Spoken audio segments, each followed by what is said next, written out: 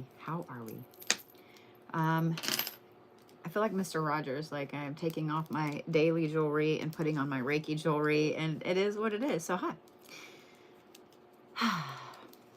If you guys don't follow me on YouTube, please make sure you do. We're going to do a little bit of a Reiki session today. Then I'm going to finish up my reads from last night. I know I meant to get on today and get those done. We're just going to leave it at that.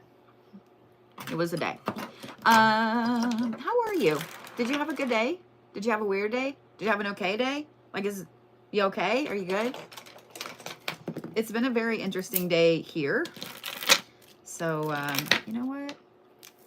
Yeah, we're going to do it that way.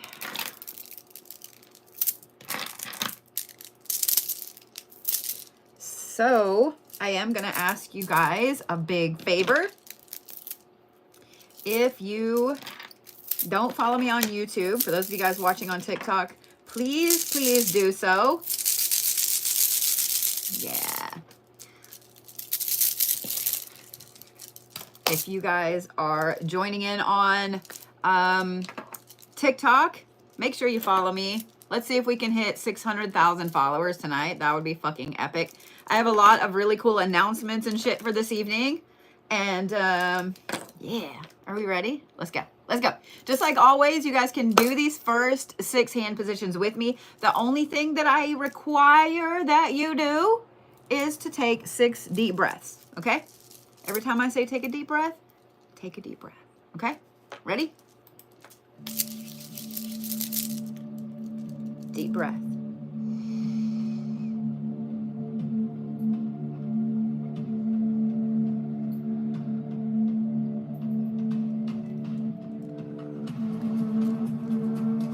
Deep breath.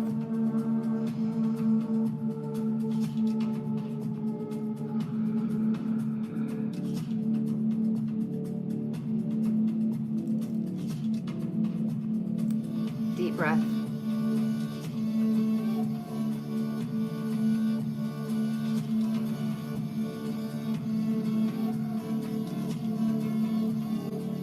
Deep breath.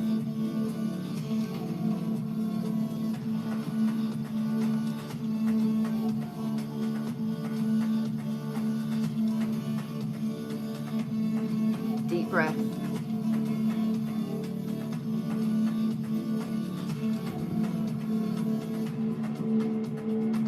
Last one, ready? Deep breath.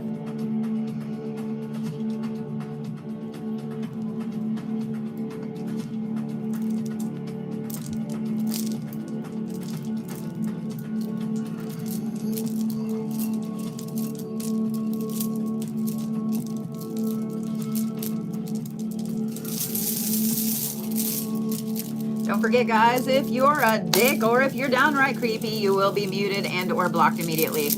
No politics, no talking bad about other creators, no drama, and we're just all going to have a good evening. We're going to work on the Earth Star first because this week has been stupid. It's been stupid with all the fucking solar flares and the Gatorade retrogrades. It's dumb. It's dumb. So we're going to work on the Earth Star first. This is the one that sits below your feet. I know you didn't know there was a chakra there, but there is. So I want you to focus on the bottom of your feet. Don't care where you are, what you're doing. I just want you to focus on it. And in your mind, on the bottom of your feet, I want you to draw a line from the middle of your feet about that far, about a foot, foot and a half. Okay? Get my hands all wound up. Ready? Make sure that you like.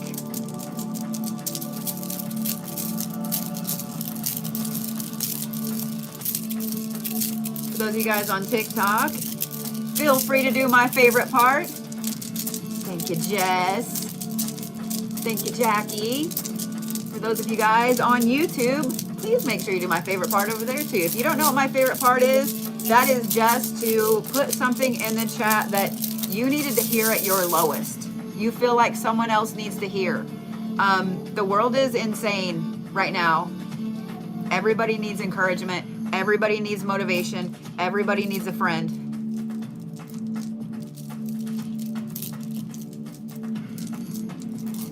And follow somebody. Follow somebody in the chat. Y'all follow each other.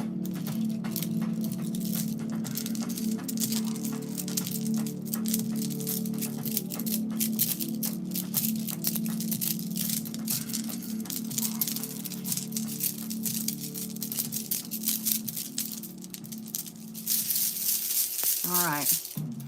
Are you ready for the root chakra? You ready for the root chakra?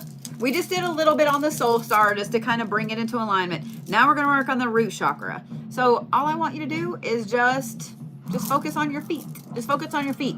I know that the root chakra sits at the base of the spine, but focus on your feet because that's where it comes out. Okay, ready? Thank you, Heather.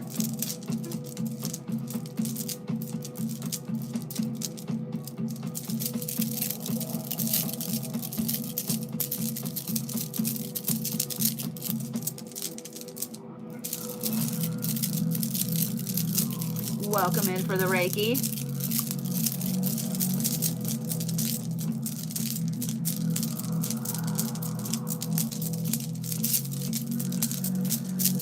I'm going to remind you guys that the things that they thought were magic and mystical just 50 years ago are proved by science. There are things throughout time that have been thought of as magic that are just science.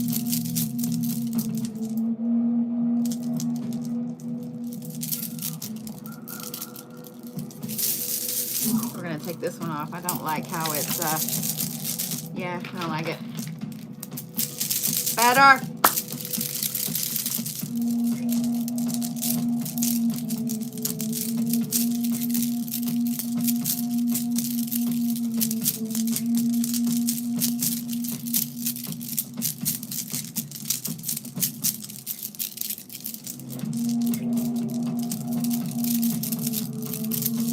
All right. Are we ready for the sacral chakra? The answer is yes. So I didn't give you a chance to answer.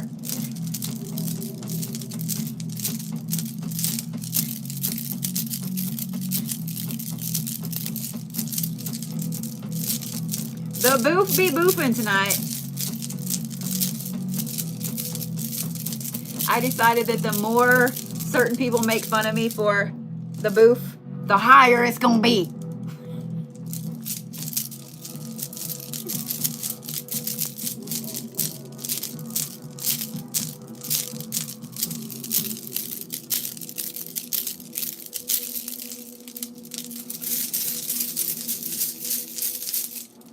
All right, one of the paid players is acting an ass. All right, better.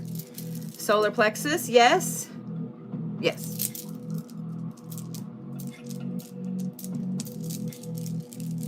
The higher the poof, the closer to the gods. I love you.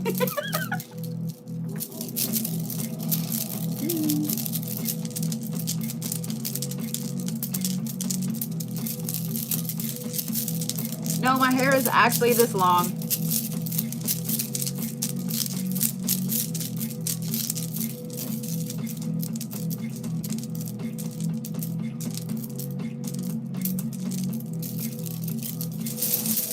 All right. Ready for the heart chakra? I'm going to spend a little time on this one because I'm not going to lie. Like the last few weeks, I've been sick. I haven't felt good with the jaw thing and the sinus infection, and I've just been a much. And so today I've had a really, really good day, even though it's been rainy and I've had a nasty headache. I scrolled through TikTok a long time last night and this morning, and I see so many people that are hopeless, that are sad, that don't know what to do or where to turn. And I understand. I really and truly do. So I just want you to know that you're loved. I just want you to know that you're loved. I love you. I love the fuck out of you, man. All right? I love your face. I love your soul. and I don't want you to forget it. So I want you guys to just put the initials of somebody that you love. Somebody that you love. It can be yourself. It can be your dog.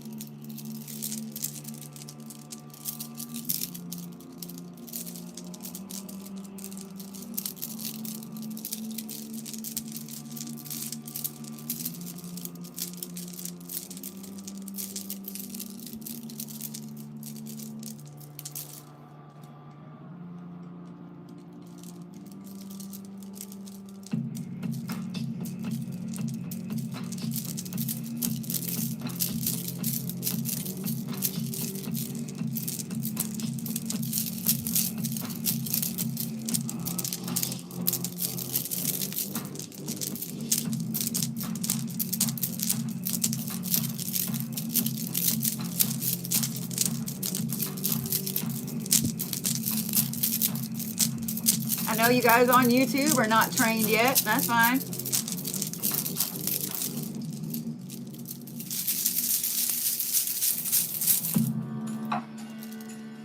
So we're going to do something interesting with the heart chakra that we usually don't do. And I'm going to ask for your help. Okay. You actually actively have to do something. Are you ready for that? What I want you to do is I want you to think about something that you need to let go, whether it's some regret, whether it's pain, whether it's loss, whether it's a person, I don't care. There is something that you're holding in here. It sounds stupid. It sounds frou-frou. It sounds new age, but I don't give a fuck. We all have something in here that we need to let go of, that we need to start the process of letting go of. What is it? What is it? I want you to either put it in the chat, or I want you to put a 0, just to put a 0.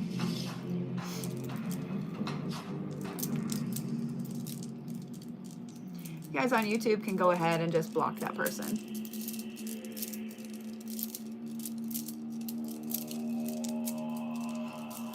My mods over there on YouTube, you have free reign to block away. Y'all can't follow the rules? No problem.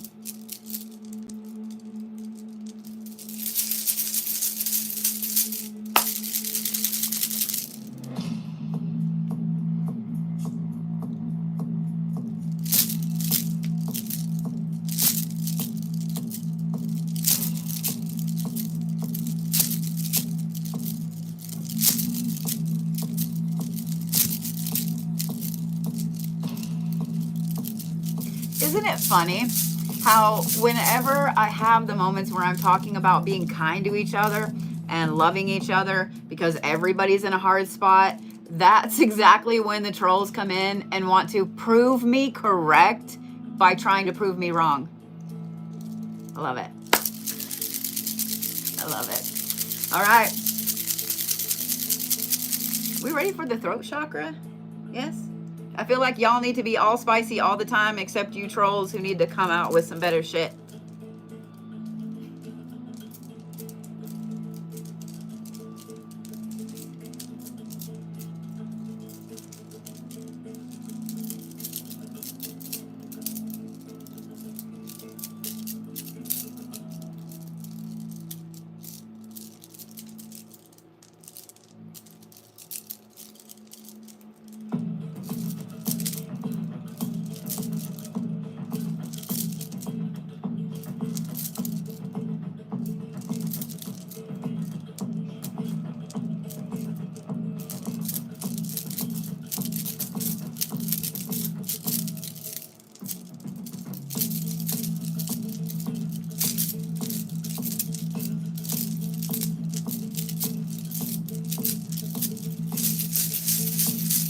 We ready for the third eye?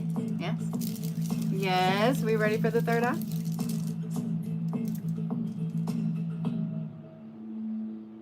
I'm just going to turn it up just slightly. That's it. Just a little. Ready? Thank you, Witch of Wooden, for subscribing.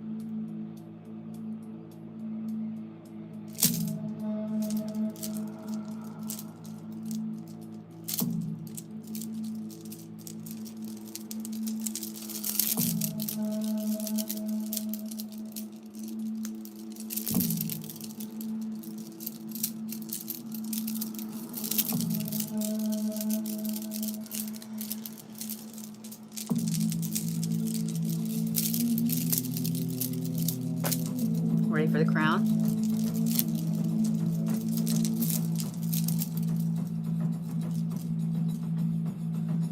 Just breathe. We're going to take a big breath.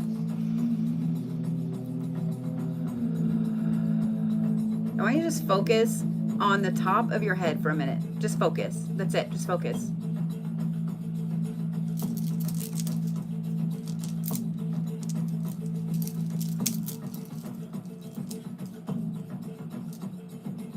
Ready?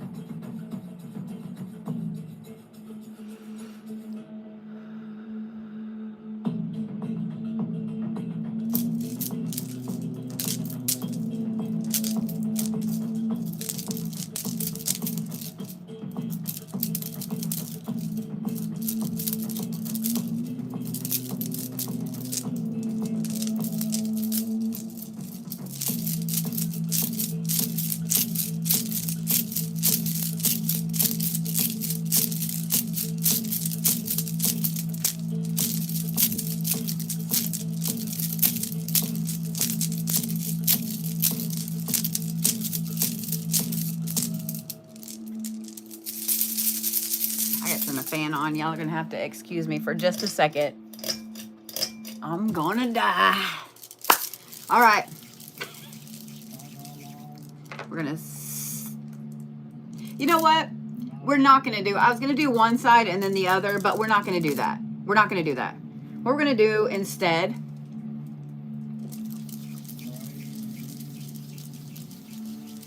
I want you guys to focus on your hands. I want you to focus on your hands, okay? When you have a moment, maybe without, here's how you activate the chakras in your hands. Like that.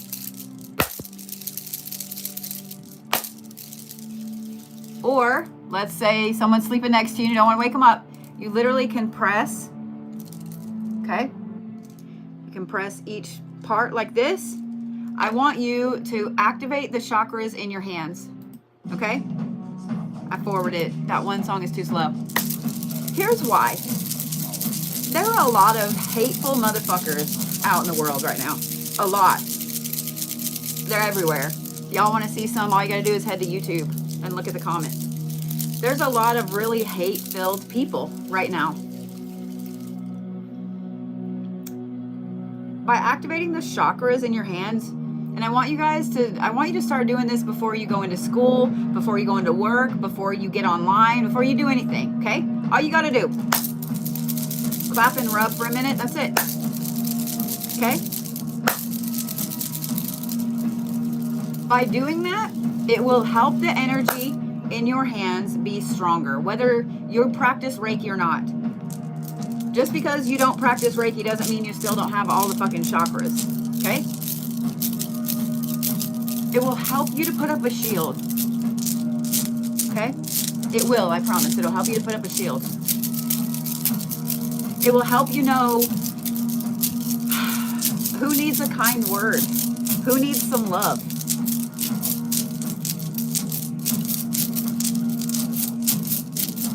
Just focus on them.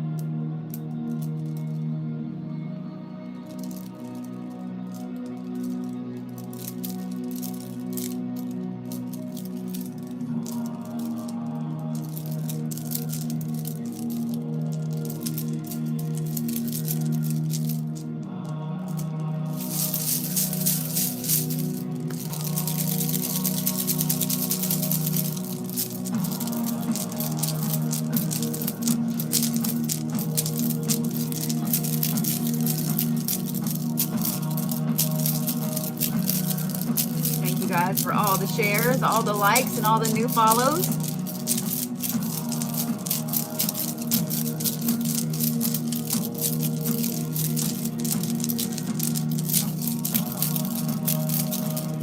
If you could fix one thing with your body, with your meat sack, what would it be? I personally would like to not be diabetic anymore.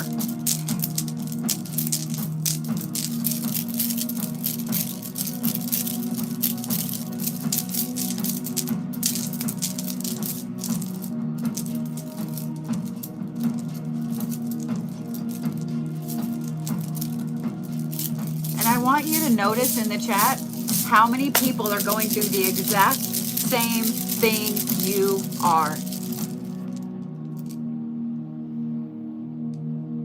How many of you put something in the chat and you saw several other people that have the exact same shit going on? How many?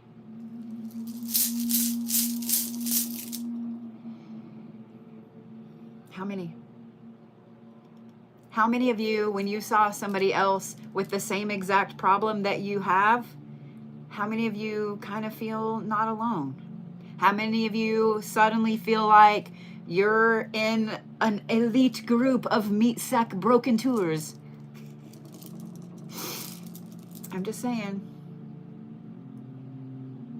Just saying. I'm just saying.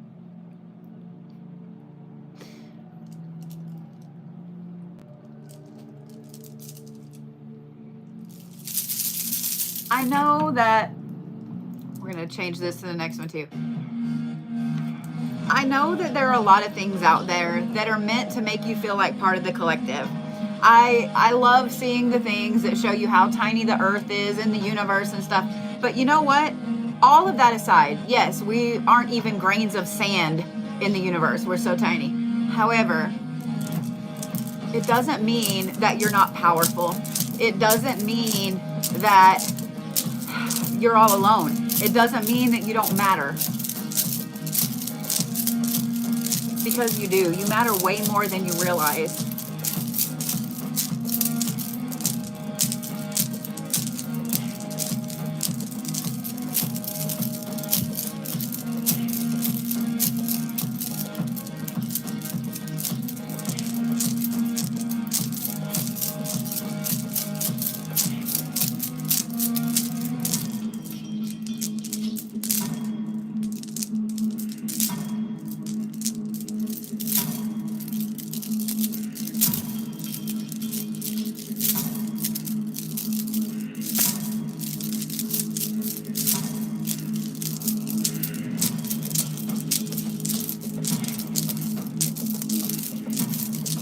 I see a few of you guys that have put in the chat that you feel like as you got older, you're being pushed aside. So here's what I want to do. I want you to put what year, just the year that you were born in the chat. Because I want you guys to see the age range of the people that are in here. It's not just young people that are in here. It's not just Generation X. I want you guys to see how many people were born in the same decade that you were.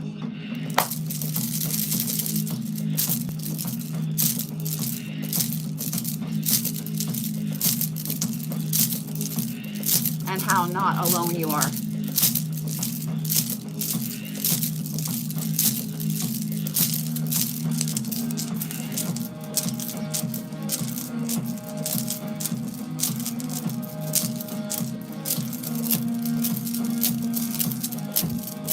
I'm seeing everything from the 60s to, I think the most recent one I saw was like 2008. That's a lot. That's a lot.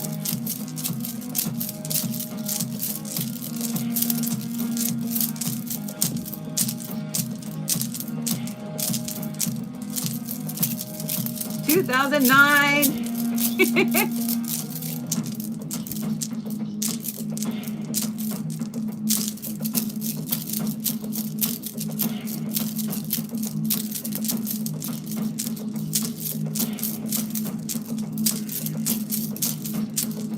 I love that someone just said 1932.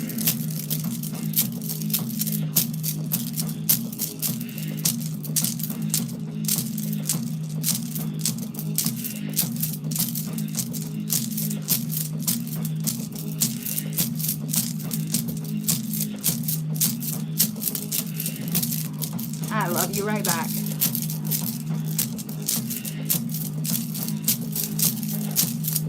And look at how many of you guys are in here on TikTok. There's over 700 people in here on TikTok, over 150 on YouTube. That's almost 1,000 people. That's almost 1,000 people across 2 platforms. And I know usually as we go a little further on TikTok, that number goes up. That's that many people that are in the same boat you are, that are the same age you are, that have the same broken meat sack parts that you do. Just saying. You aren't alone. Whether you think so or not, you aren't alone. You will never, ever be alone, I promise. I promise. You will never be alone.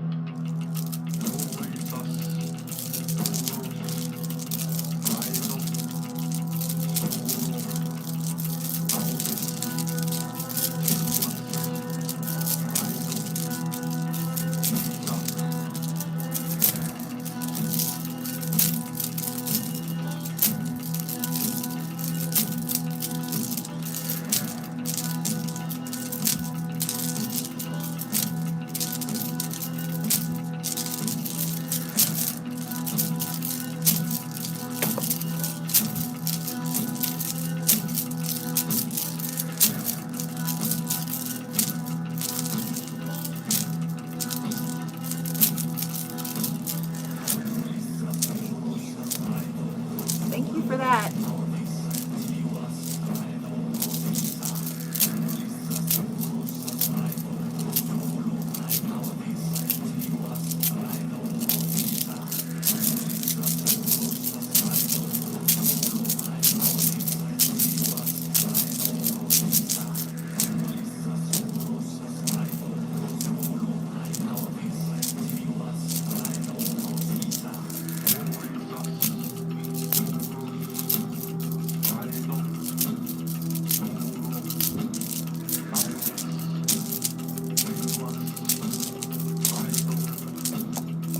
Ooh, my card started falling off my desk.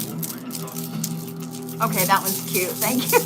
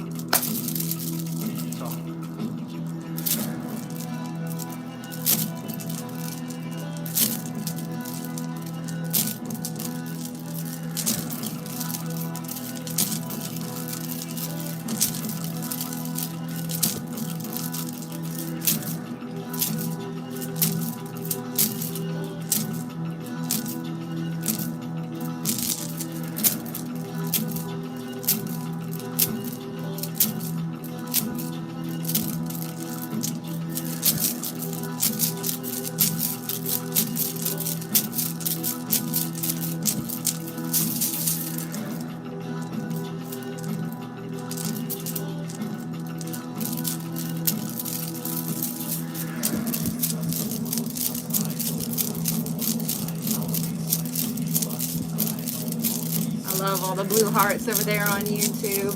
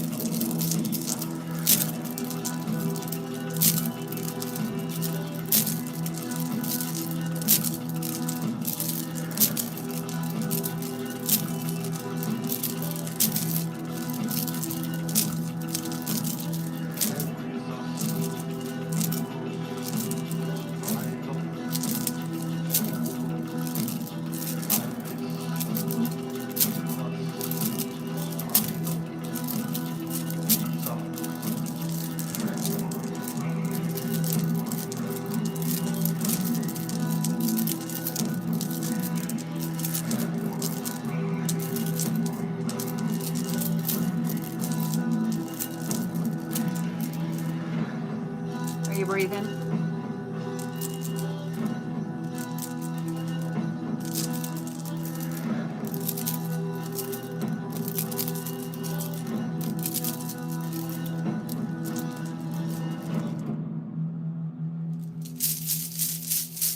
Make sure that you're getting hydrated this evening. Thank you for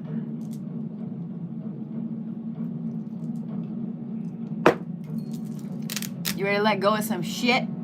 You ready to let go of some shit? You ready to let go of some shitty people? Some shitty feelings? Some shitty shit?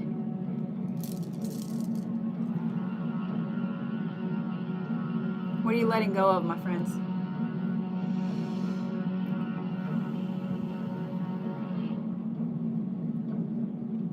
What are you letting go of? Put it in the chat or just put a 0.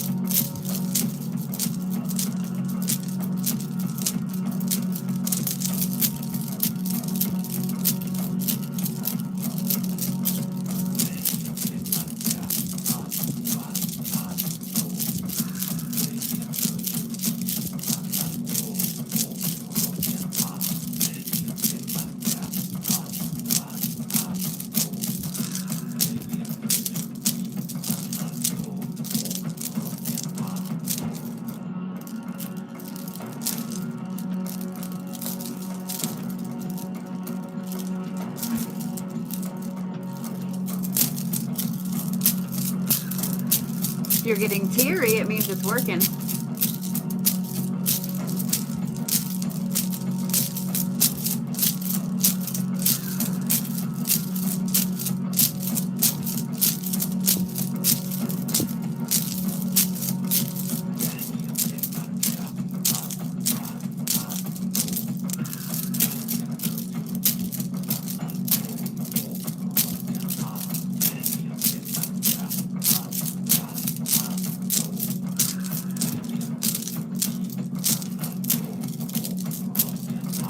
Breathe.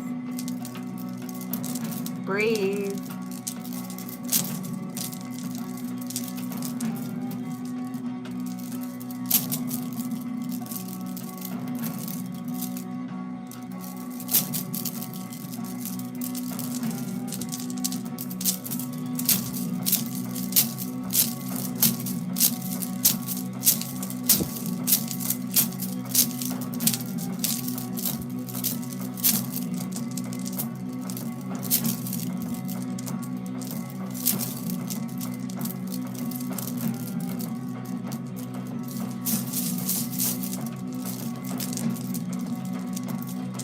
For those of you guys that are new to following me, I do a Reiki session every Monday and every Thursday at 8:30 Central, YouTube and TikTok.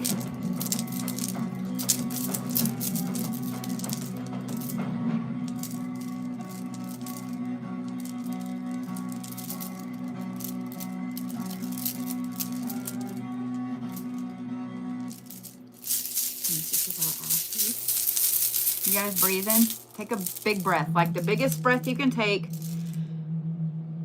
and breathe everything out as much as you can.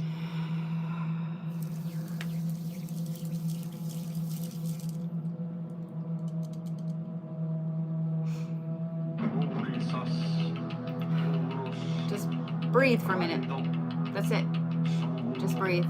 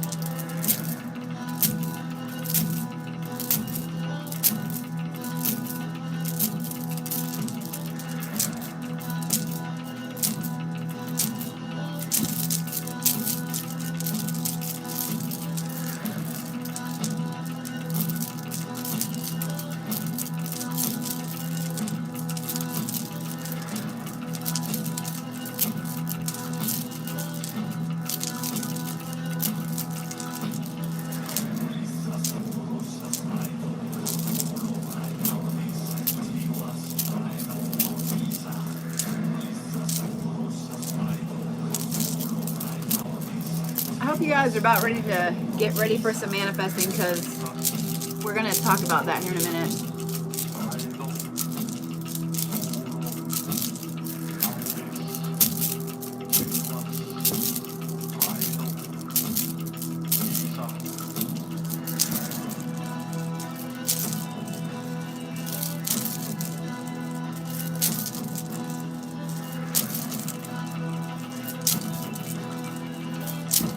Thank you for all the new follows.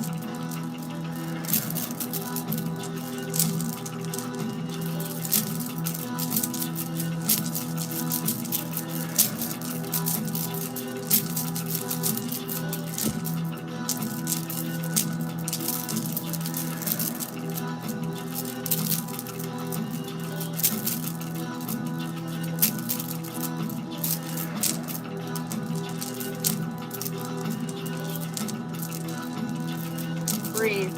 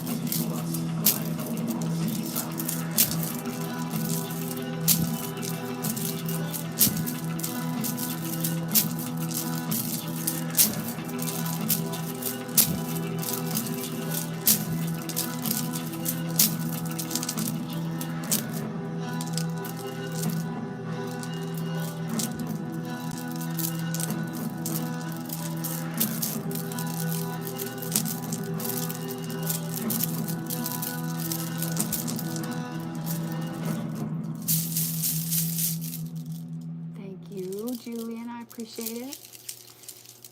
All right. What are you manifesting?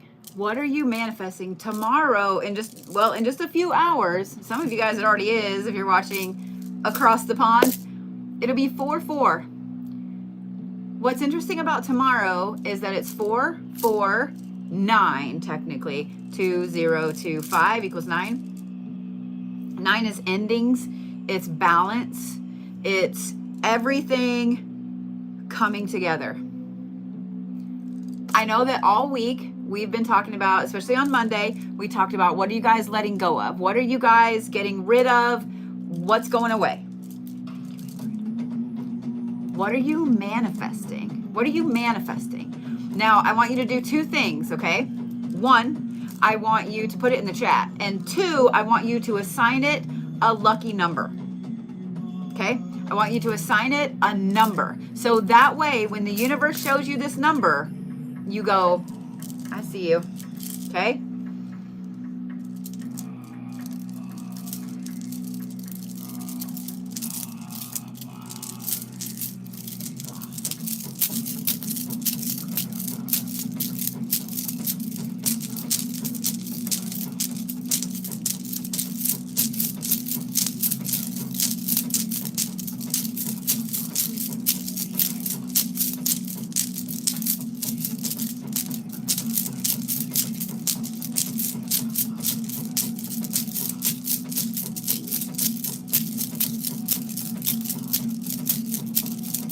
I want you guys to think, when the universe shows you this number and you start to see that things are coming about, things are manifesting how they're supposed to be manifesting,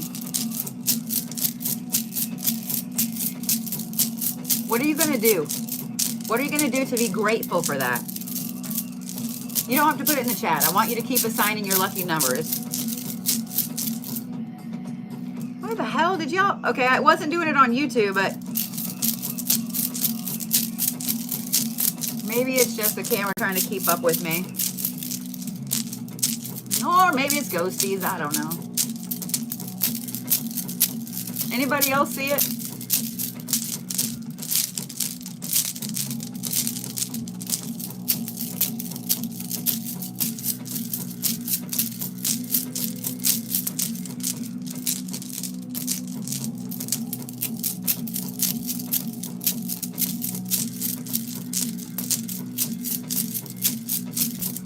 Yeah, the light flicker. It has to be just my phone or something. It has to be just TikTok because it's not doing it on YouTube.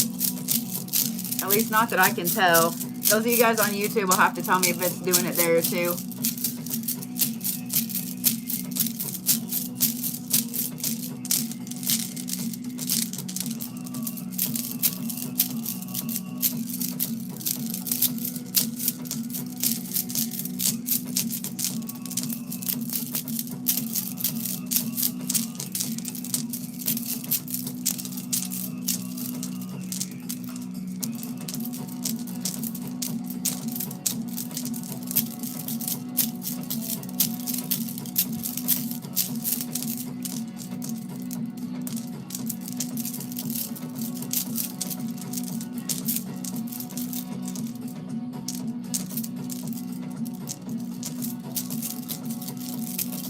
I love some of the things y'all are manifesting. I love everything y'all are manifesting.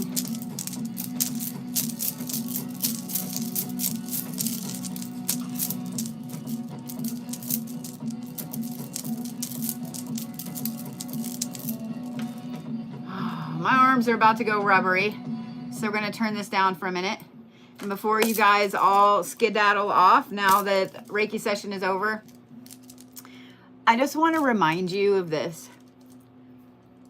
You're fucking phenomenal. You're fantastic.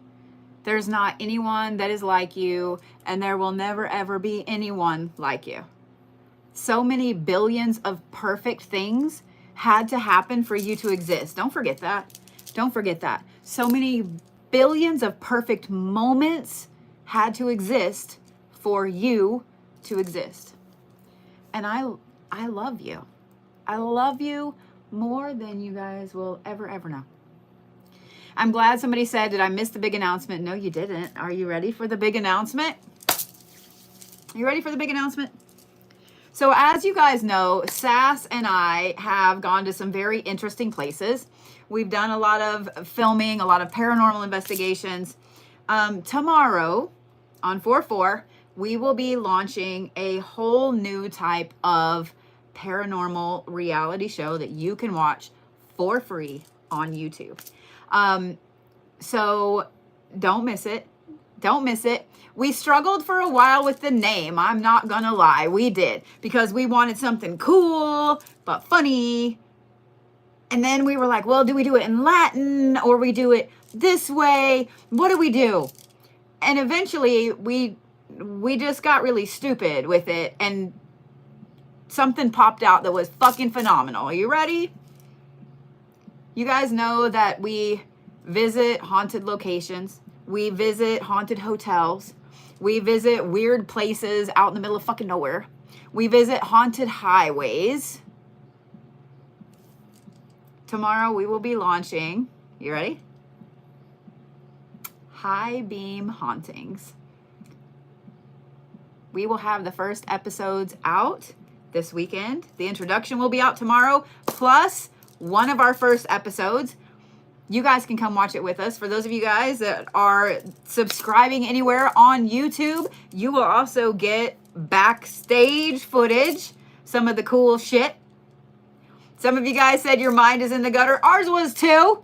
Think of all the fun we're going to have with that. Think of all the fun we're going to have with that. All right? I'm just saying. I'm just saying.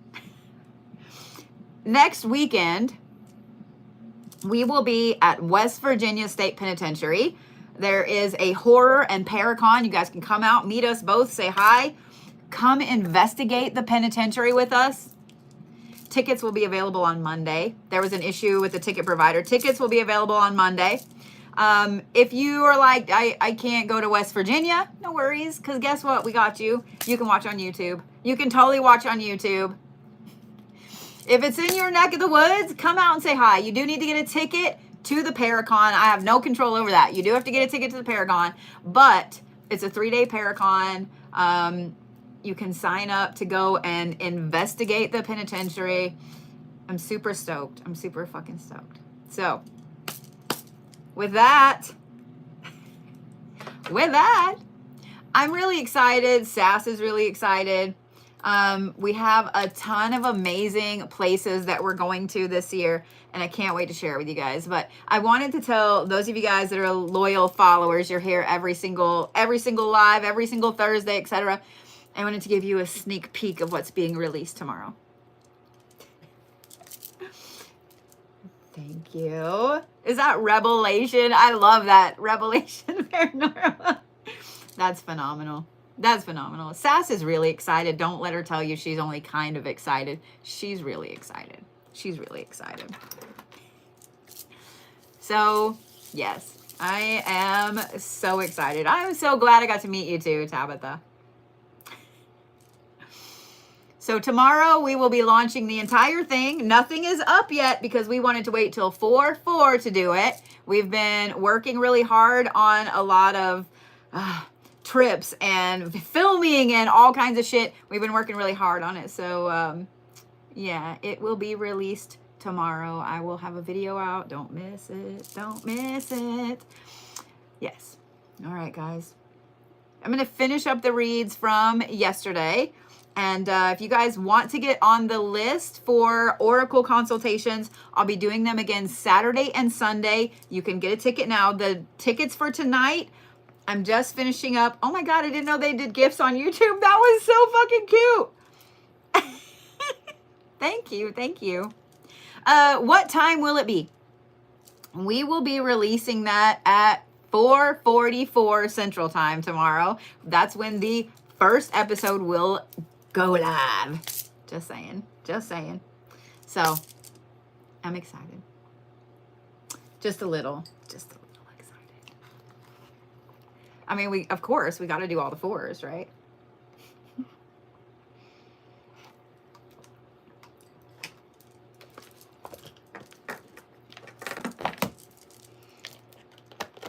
$4:44 Central. Yes. So right now it's 9:18 Central.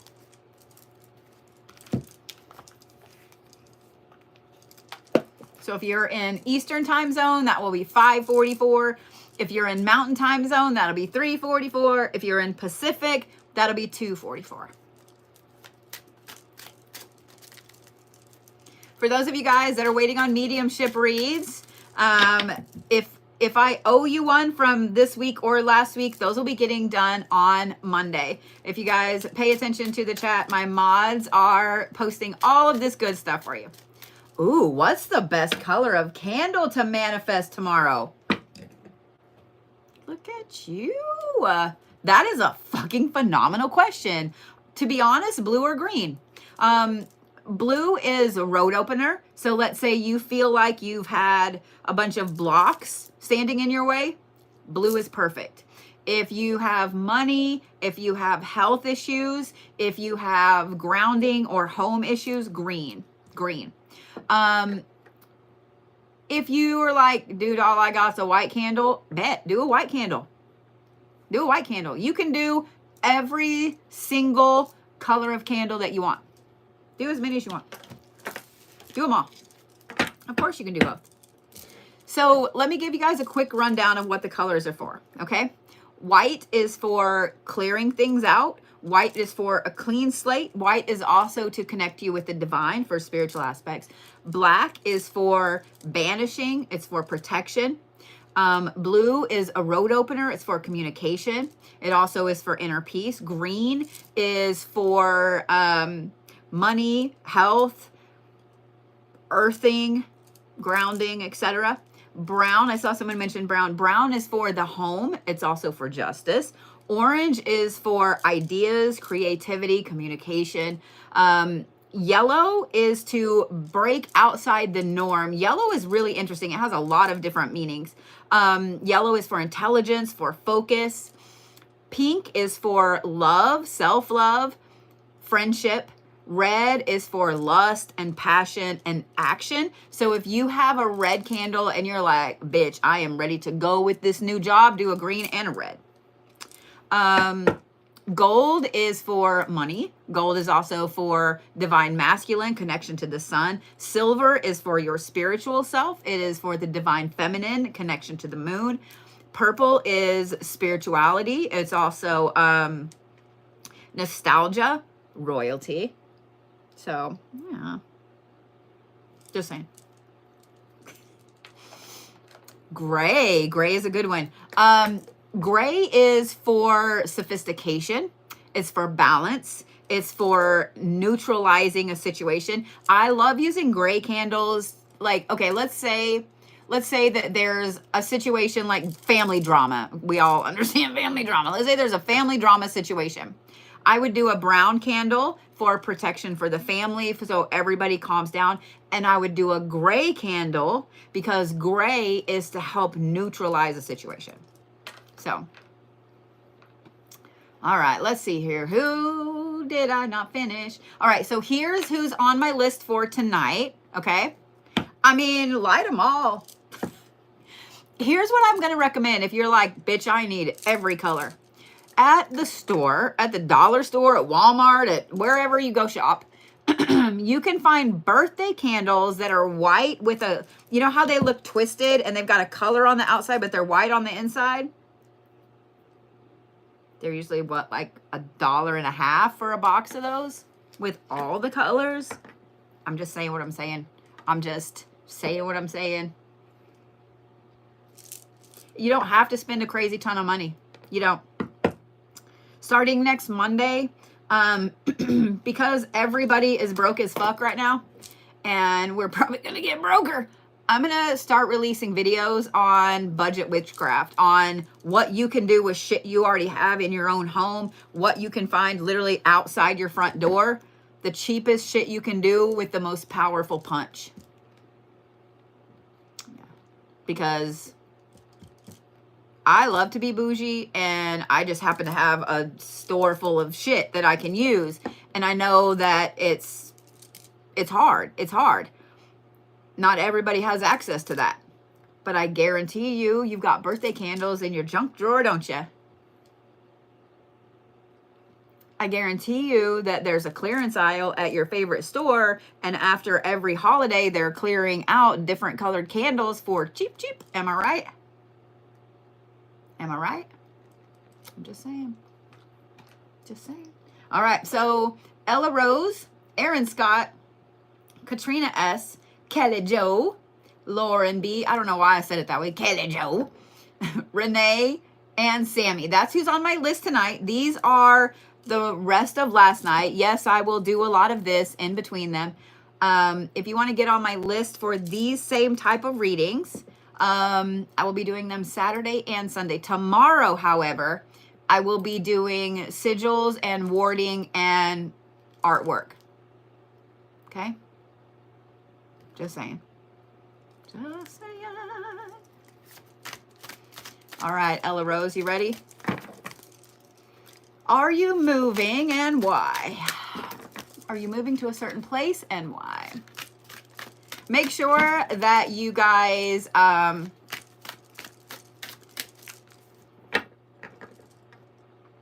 hey Kelly Jo, did you not get your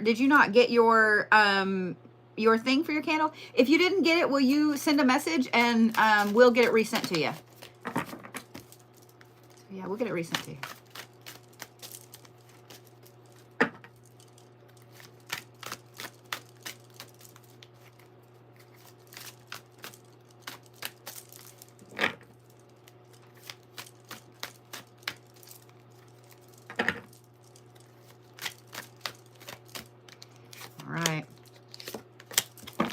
Are you moving and why, Ella? One of the things I love so much about doing these, I'm gonna scoot you guys back. Hold on. I gotta have more room. One of the things I love about doing these is that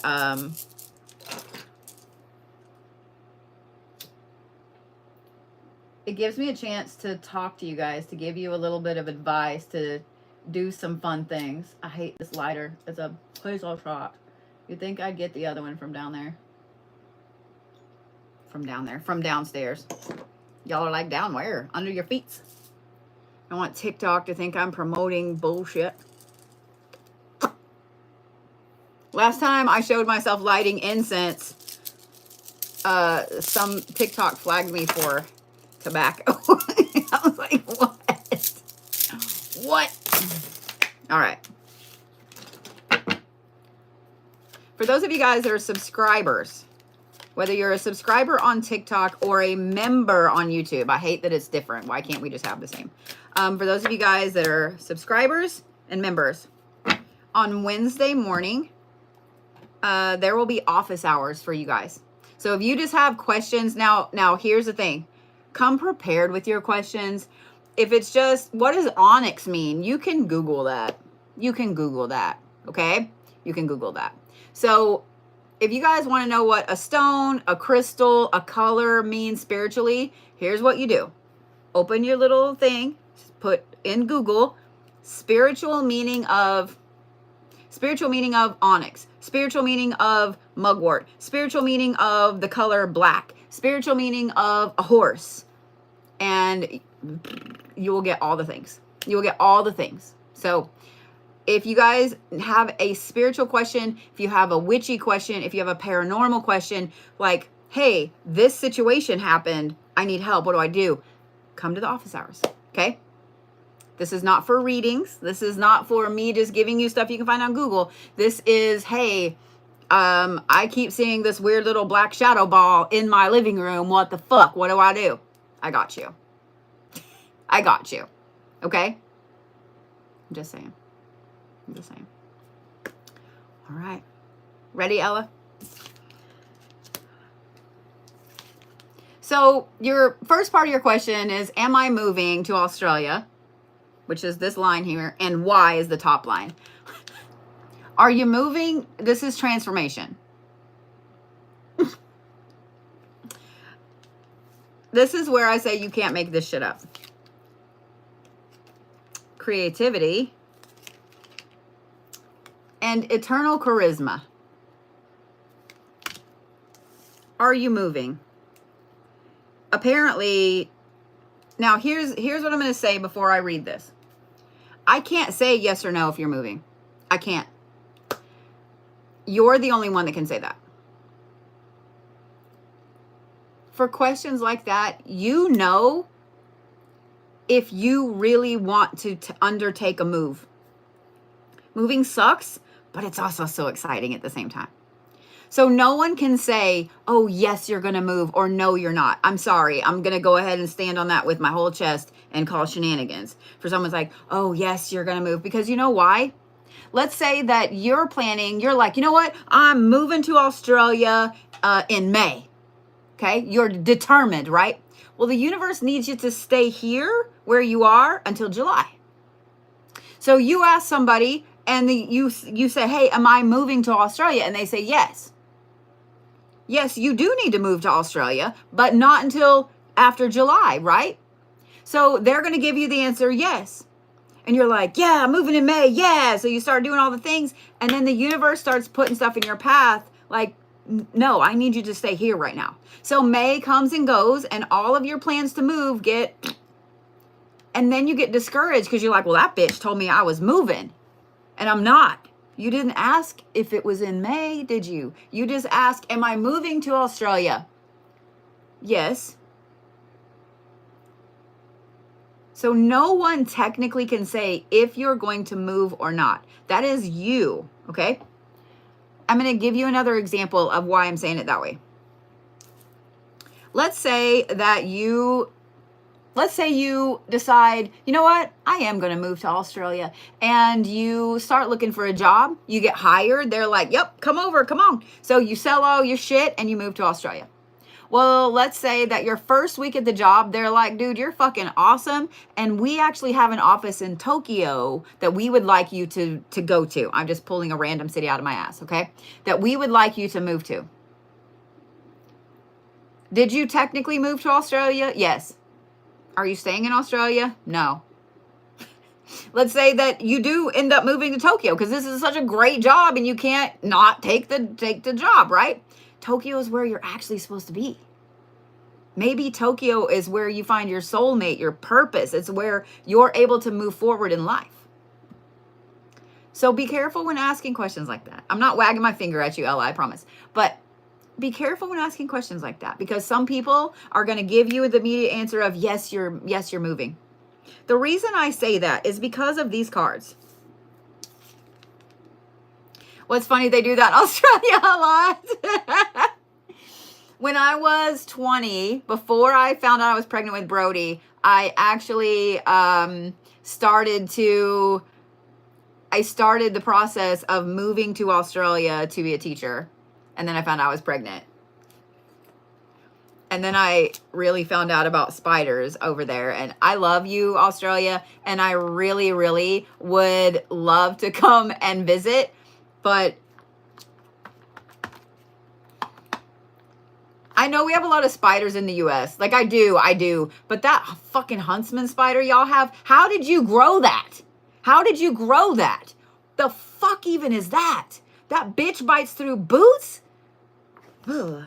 Hold on, I can't have my feet on the floor right now. Hold on, I can't have my feet on the floor. Nope. No ma'am.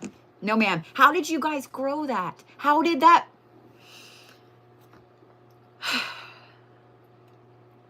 Mm-mm. Mm-mm. Mm-mm. Nope. Nope. Your legs started itchy. I had to pull my fucking feet up off the ground. Yeah. Don't worry about the spiders. We had a huntsman in my laundry. Oh, no. No. Mm-mm. No, Bjorn. No. See that right there? I'm like, no. I'm not a spider person. I'm just not. I can't. You know what? We have an understanding. You don't bother me. I won't bother you. I won't make you die a squishy death unless you come running at me. Because I also don't like fleas and ticks and gnats and shit. So have at it. We have an understanding. But man, you come at me and I can't guarantee there won't be squishing. I'm just saying. Everybody's got the heebie-jeebies now. And Bear's having a dream. All right, Ella, save me from the spider talk. All right. I love that so many of you guys went and looked up the huntsman spider. Yeah, absolutely not. Absolutely not. All right. So, Ella, I'm going to say yes, you do need to move. Yes, 100%. Because this is the transformation card. Period. Moving is transformation. Whenever you move, think about all the transformation that you have to go through when you move. You have to change jobs. Even if you're still working for the same company. Let's say that you're a manager at company A and you're moving across the country because you are going to now be a manager at company A, but in a different location. You're now in a different city with different employees, a different employer, a different building, a different house. Do you see what I mean? That's all transformation. Every time you move, that's transformation. Every time. The reason you need this transformation, you have some interesting creative block that it's almost like it just keeps getting tighter on you for some reason. It keeps getting like squishing you down. And because this is squishing you down, it's making you feel disconnected. It's making you feel like you don't matter. It's making you feel like you're never going to get ahead. Like it's every time. And I swear, I feel like you can like feel it too, right? You can feel it because it doesn't just do this. It like jumps. And every time you feel it and it gets heavier and heavier and heavier, you feel more and more and more defeated. That's why you need the transformation. The other thing that I absolutely love is this, the eternal charisma. You need to find your place. Does that make sense? Everybody has a soul place. We'll just call it that. I would highly recommend finding somebody that does relocation astrology and having them pull your chart and look and see where in Australia is a good place for you. It may be Sydney. It may be up north. You see what I'm saying? I would do some relocation astrology and see where's the best place for you. Because this eternal charisma right here, it tells me that even the thought of you moving over there, it puts excitement back in here, right? Sometimes that's what we need to get our mojo back, to get that eternal charisma back. When you find your soul place, when you move to the place that you're like, oh my God, this is it. This is like, I will die here. You know what I mean? Like, this is my favorite place ever. When you find that place, suddenly your energy changes, your outlook changes, your creativity is through the roof. You see what I'm saying? Do you see what I'm saying? So I would recommend doing that. I don't do relocation astrology anymore because unfortunately I just don't have time. I don't know if Cafe Astrology does or not for free, but I would totally look. So now let's look at the why. I mean, I told you some of the reasons. Yes, why? Yes, you are. But let's look at this because these right here are specifically for why.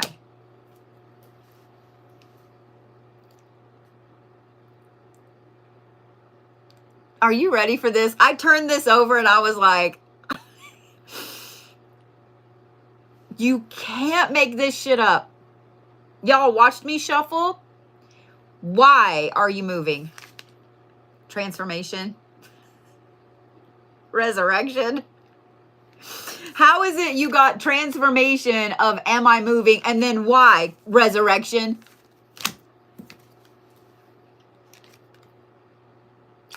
And mindfulness. I just want to show you that again. That's a fucking resurrection card.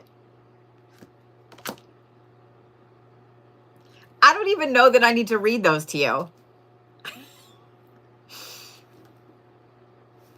Sweet pea, I would say start making your preparations and find where it is in Australia you need to go. Because this right here, here's what I like in this too. When you finally find the path you're supposed to be on and you full on, ooh, Queensland has a tropical atmosphere. I could be persuaded.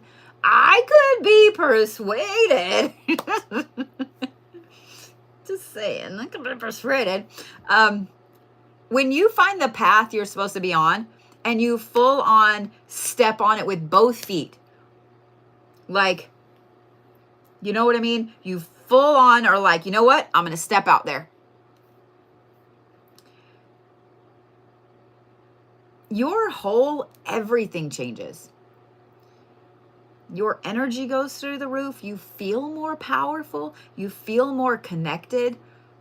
You just feel better all the way around. When you're stuck in a place, in a position, in a relationship, and whatever that is just draining the life force out of you, all of this right here can feel like a dream that's so far away that you'll never get to. But the thing is, and this is for every single one of you, I want you to listen to this next thing, and I want you to really hear it. No matter what cage you're in, you hold the key to that cage. If you're in a job that you hate, you hold the key to getting out of that job. If you're in a relationship that is manipulative, that's toxic, that's shitty, you hold the key to getting out of that relationship. If you are living in a place that is making you sick, you hold the key to getting out of that. And I know some of you are like, well, I can't save up money. I can't move. I don't have this. You can. I'm here to tell you you can. You can do any fucking thing you set your mind to. I promise. Might take you a little bit to save up to be able to move, but I know you can do it. I know you can do it. And when the time is right, The blue Bodie just commented on your video while I'm live because I'm that cool. Please block that person. When the time is right for you to make the move, everything will line up. Everything will line up for you to be able to move. The perfect house will appear and it will be yours. The perfect way to get all your shit there. Do you see what I'm saying? So I would say start making your preparations, Ella. Start making your preparations and ask the universe, like, hey, can you show me when the time is right for me to move? Okay? So yeah. Just saying. These little pieces of hair are finally getting longer right there. Driving me nuts. If you have a fake me that's following you or something, if you go to their profile up on the top, this is on TikTok. Hopefully there aren't any on YouTube yet, but I'm sure there are. If you go up to the top, there'll be the little arrow thing or the 3 dots. I can't remember which one it is. And you click, you hit that, it'll pull up a thing at the bottom and one of those says block. So yeah, one of those says block. But please do that. I would like to say that I think I'd get verified eventually, but I don't know. Because apparently even acting credits and an active IMDb page doesn't work. So I don't know. It's not prestigious enough is what I was told. Whatever, what I was...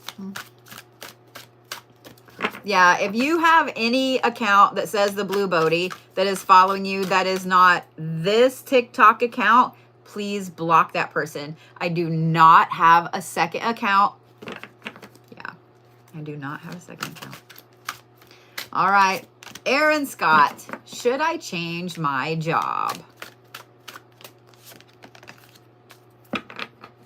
So it's funny, I did not mean to turn that card over, but I did.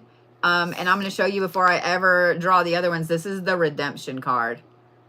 This is the redemption card. There are a lot of orbs. There's also, that might be smoke though.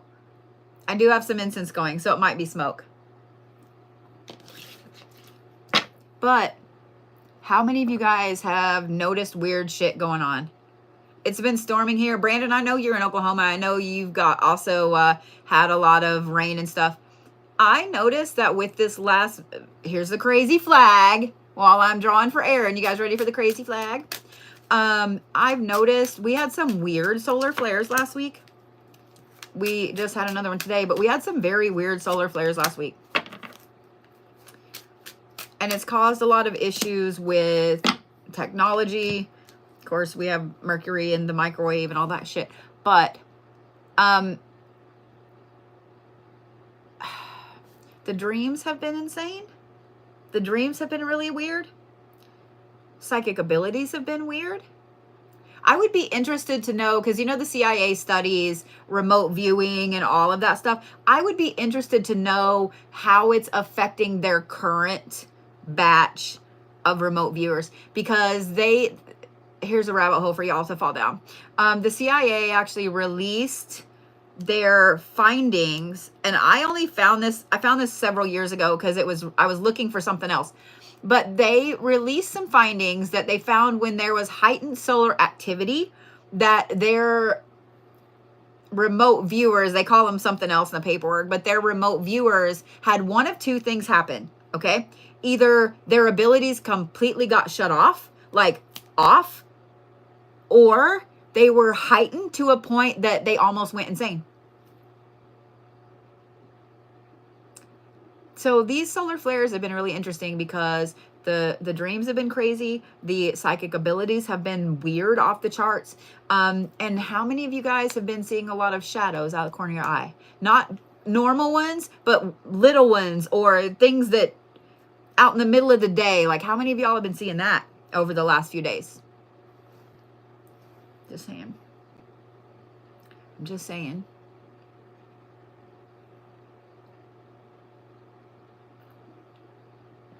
Yes, like little black orbs. Yeah, exactly. Exactly. Thank you for that. Thank you, Valkyrie, for becoming a member over there. All right. Ready, Erin? Yeah, lots of side-eye stuff. Yes, yes. Yeah. Yeah, I saw a video come across my For You page where somebody was like, this never happens. It does. It actually does. Like, if y'all have followed me from any length of time, then you know that I've followed the Schumann resonance for a long time. It actually does do that weird little thing a lot. It does do that. However, with all the solar flares, all the notifications, because I get notifications on my phone from space weather. I think it's spaceweather.com, space weather live, something like that. So I get the notifications when there's a geomagnetic storm, because my whole life is online and I need to know if I'm not gonna have internet. If there's a solar flare, if there's any kind of solar issues, right? Like solar winds, anything like that. There's no reason that the Schumann should have been blank. There's no reason. So that is what strikes me as weird.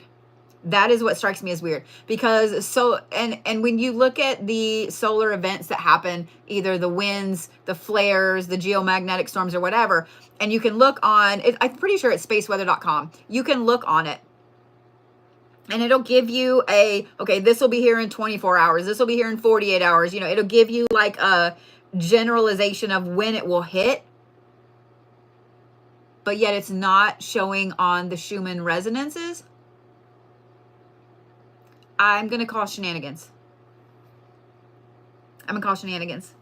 The app is black right now. Doesn't surprise me. Doesn't surprise me. Doesn't surprise me. So, yeah, it doesn't surprise me. Yeah. All right, Erin. Let's get with. Let me get on with Erin's read. Ready? Now, I'm going to start with this top part up here because you said, should I change my job? And for some reason, instead of starting here and then going up here, I turned over redemption.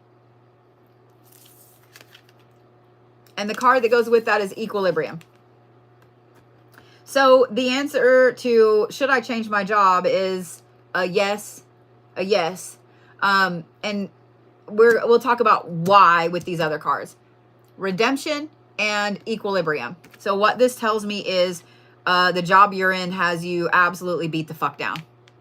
It absolutely has you beat the fuck down. You feel like you're not good enough. You feel like you don't deserve a raise. You don't deserve a better job. Like you feel like you don't deserve things. And you need that redemption. You need that redemption. The equilibrium card right here tells me that this job that you have now, and we're going to call it what it is, it's just a fucking job. This job that you have now not only has beat you down so much, but it has thrown you off balance to where you feel like you can't leave. Remember just a little bit ago when I said that you hold the key to whatever cage you're in? I want you guys to remember this. A job is just a job. A job is just a job. There are tons of other jobs out there. Tons of other jobs out there. I'm just going to say as a business owner, it is unbelievably hard to find employees right now, which I don't understand. Which I don't understand at all in any way, shape, or form. It is unbelievably hard. I can find employees like this. They won't come to work. They aren't qualified, or they can't do the job. Do you know what I mean? To find someone that can actually do the job you're trying to hire them for, it's hard. As a business owner, it's fucking hard. And I don't understand that because I see so many people that are like, I need a good job. Like my job sucks, you know? And I hear so many people that have the shittiest of shitty jobs. Y'all, there are so many good jobs out there right now. There are. Now, don't leave the job you got until you find another one. Like, obviously, make sure you can pay your bills and shit, but it's just a job. It's just a job. Thank you, Scarly. It's just a job. It's just a job. I want you to think about it that way. It's just a job. Don't ever let a job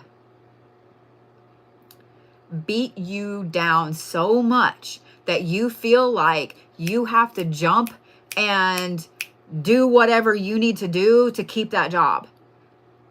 If they're trying to just pay you minimum wage, but they want you on call 24 hours a day, absolutely not. That is a toxic as fuck job. Do you see what I'm saying? So, Erin, this tells me that the job you have right now has just absolutely beat you the fuck up. And you feel like you haven't had your V8 and you're walking almost like sideways. I'm just saying. I'm just saying.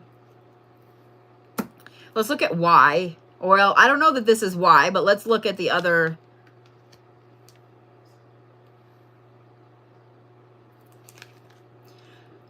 This is the revenge card.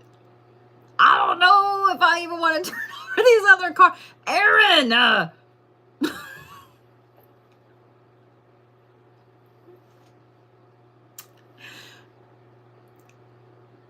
I'm sorry, that's funny when I was like, this is why revenge. I haven't even turned the other cards over. Mindfulness. Knowledge.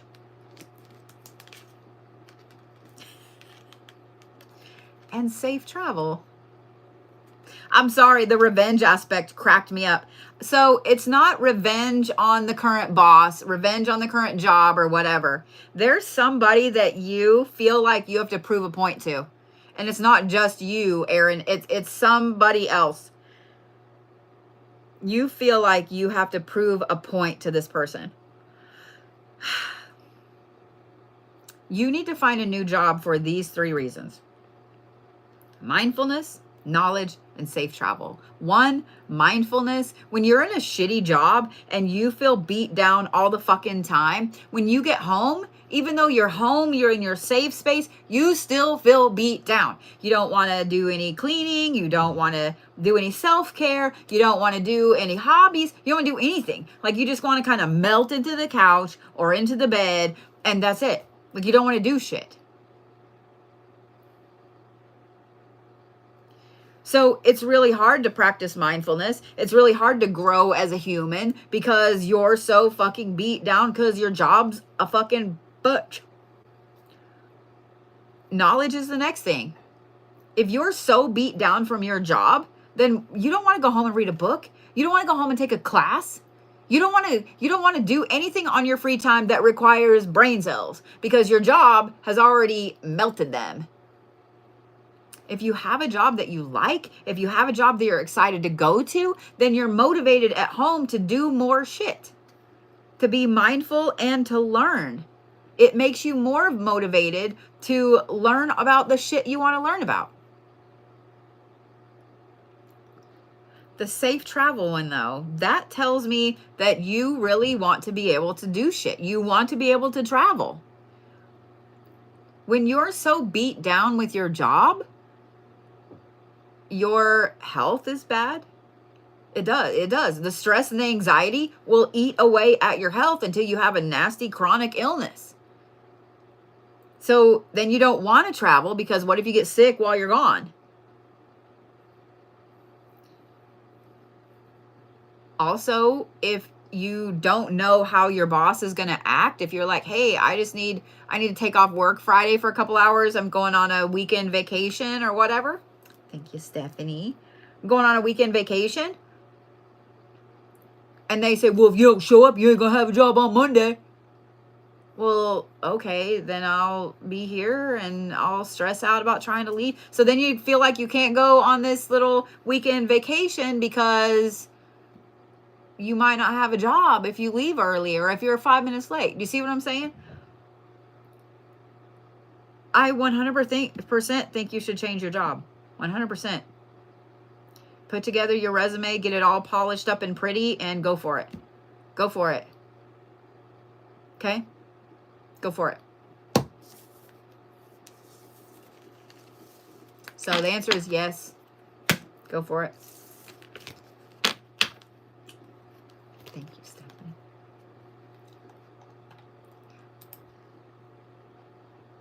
I know that Katrina is next.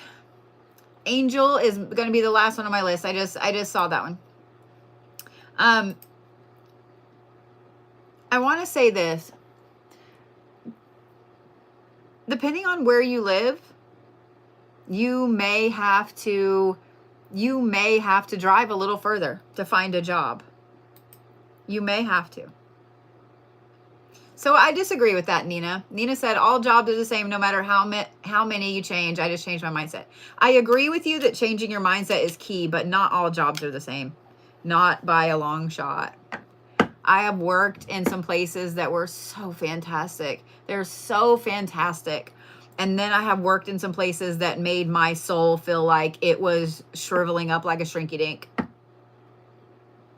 I have worked in some places where I would straight up kill an army of zombies for my boss. And then I have worked in some places where I was like, he's over there.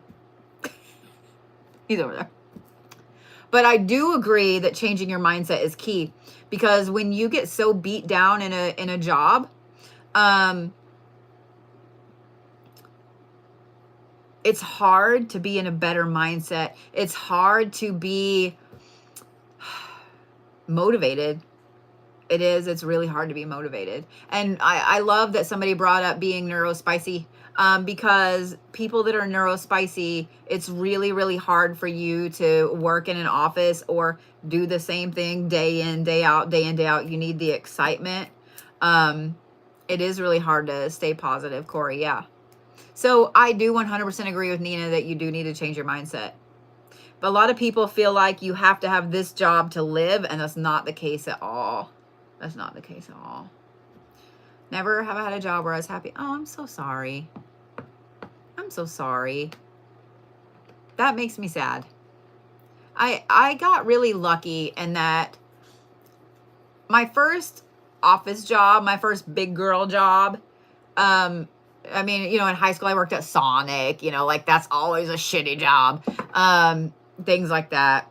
But my first big girl job out of college, I worked for a publishing company. And I worked for the only female managing editor in the entire company. And the publishing company I worked in was just one of like 5 under a parent company. And that right there was one of the best work experiences I had. I absolutely would have done anything for this woman. She was such a fantastic boss. And the company was a good company to work for. I loved it. Like, I was so lucky. I was so lucky. And so when after 9/11, when all the publishing companies crashed, like everybody lost their jobs, and I was really, really sad. I was really, really sad about that. Really sad. So it's really hard. I have one eyelash poking me. It's really, really hard when you go from having an amazing position, an amazing job where you like, now don't get me wrong, I didn't like everybody in the company. There were some people that were like, but the vast majority, 80% of the people I worked with, I loved. They were great. They were great. Do anything for anybody. It was great. Yeah, it was great. So, all right. Workplace drama is realsies, 100%.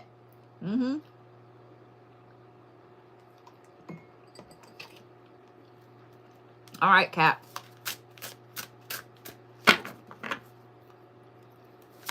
Just what comes up, you got it.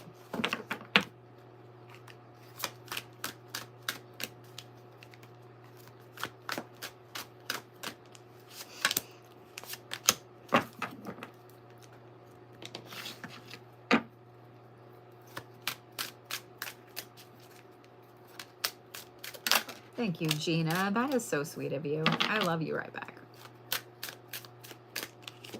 All right, cat. Let's see here.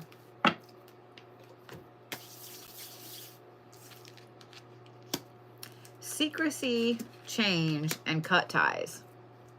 Okay.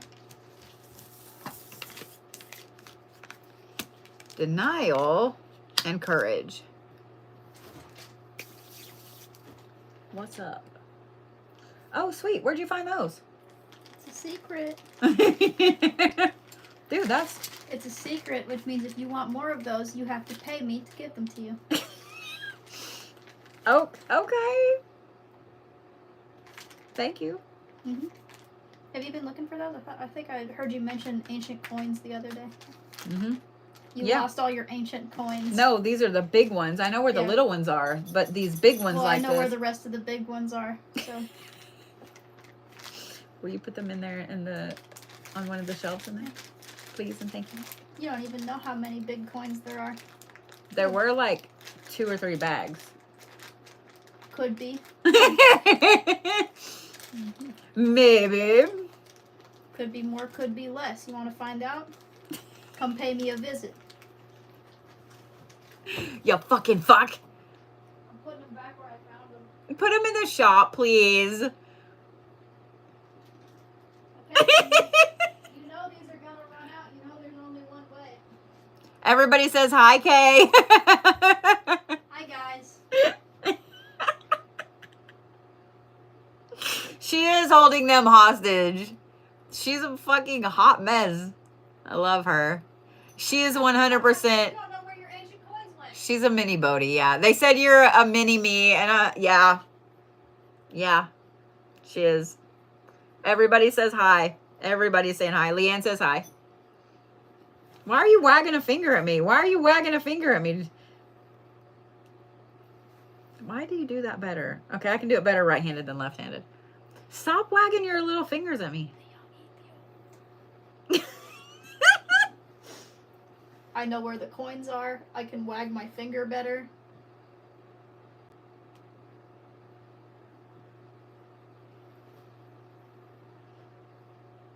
That looks like you as a baby. Wow. Wow. Hurtful. 3, I was a cuter baby. I mean, you weren't a fucking ginger. A little bit I was, though. You weren't. You had like the cutest little blonde. Well, I guess it was strawberry blonde, Yeah, but it was. You weren't a ginger. A little bit I was. No, we haven't named the dolls yet. We haven't named the doll yet. I need to put out a video and let everybody vote. Yeah, but Kay just told me that this is what I looked like as a kid. Kay just said this is what you look like as a kid. I painted my nails last night. I painted them clear. I painted them clear. Yeah, she needs a name. We're going to take her to West Virginia Penitentiary. Yeah, Sass loves the doll. Sass is over there on YouTube like, absolutely not. Sass loves the doll. What are you doing, Bear Bears? Why are you over there? Why are you over there? Why is the dog over there? Don't question his autonomy. Oh, he knows what he's doing. He's always right there. He's a grown man. You love the doll. You love the doll. Christine said, oh no, she needs hers clear. Because if you're cosplaying as Christine, then... I mean, she kind of... Am I a Christine voodoo doll now? A Christine. No. You just cosplay as Christine a lot. Yeah, but whenever I paint my nails clear, it convinces her to paint her nails clear. I don't know. She said with love. I mean, she is wearing like a light tan dress. I feel like the outfit she's wearing right now is a Christine outfit. It's a light tan dress, and she's got this cute like Argyle blue sweater on. It's a cardigan. Cardigan, excuse me. It's got real wood buttons. It does. I do love that top button. That's really cool. I got this from Brody's coworker. And he doesn't know I have it. I mean, I'm sure he does now. If he's watching, then... True. What's his name? I think Jared. I have your shorts, too. That sounded so creepy. I have your clothes, Jared. I have 2 pairs of woolen slacks. Yes, all the cardigans. She said I wear my son's. I used See, you do cosplay as Christine. When I was 14, I was feral, and I got like several pairs of like wool slacks from that guy, and they were silk on the inside, and they were great pajamas. I'd wear slacks to bed. Were they comfy? In the winter, yeah. Silk on the inside, wool on the outside. They were great. Oh, yeah. Everybody's giggling. I wore a grown man's slacks to bed when I was 14. I'm actually kind of like a little irritated at myself that I didn't think about that, because those had to be really warm. Wool is really warm, and then to have a silk lining. They were really nice. Why are you smart? I don't know. Yes, she said I was feral. Yep, that's what she said. Yeah, that's what she said. What do you want, Vlad? I'm not happy with Vlad right now. What, because he pees? Because he peed on something of mine. Yes, that made me mad. Oh. Mm-hmm. Yeah. Yeah, you said, oh. Yeah. Squeak. Yeah. Okay, bye-bye. All right, Cat. So you have secrecy, change, and cut ties. And then up here you have denial and courage. Yeah, he was not a good Vlad kitty today. So you wanted a general and a reading in your path.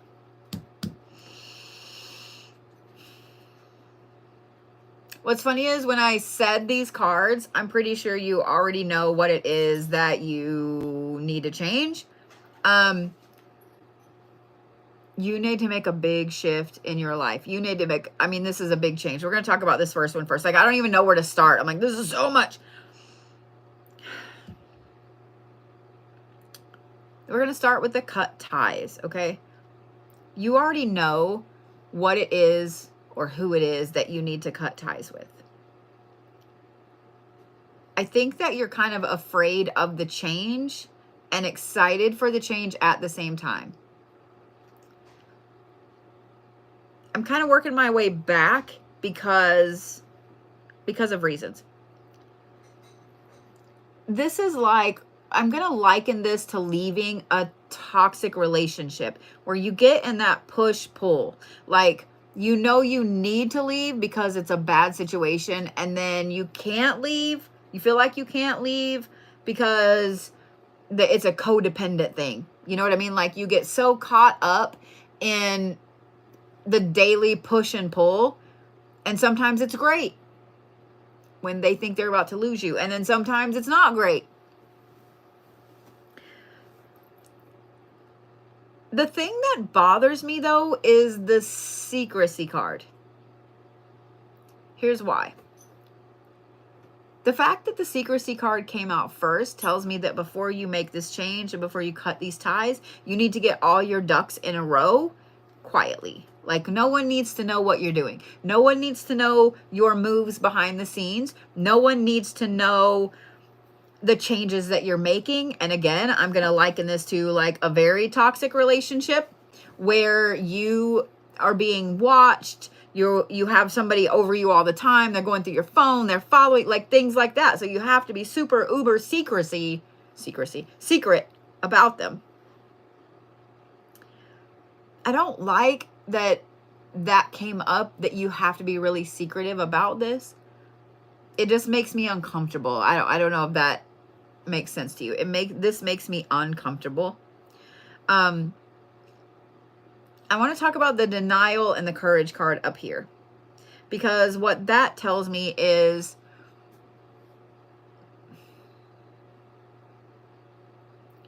as I'm saying this right here about this change and cutting ties and so on, you're already trying to talk yourself out of it. You know you need to, but you're already trying to talk yourself out of it. When you're in a relationship with somebody that's very abusive, they make you feel like you can't survive without them. If you leave, you don't have money, you're not going to be secure, whatever. They plant that in your head that you can't survive if you're not under their roof, if you're not with them. Thank you, Miss Kathy. And they start to get to a point where you get in denial that the relationship is even that bad. Even when you're showing up with broken things, scratches, bruises, etc., all, you know, like everybody else can see it.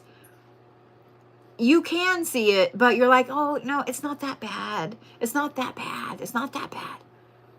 It's not like that. How many times have you said that? If you have to say it's not like that more than once about the relationship, the job, whatever this is about,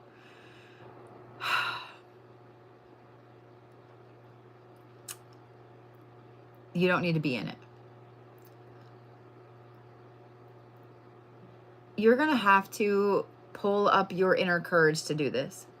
Sometimes this takes a bit to pull that courage up so you can move forward, so you can make this change, so you can cut ties.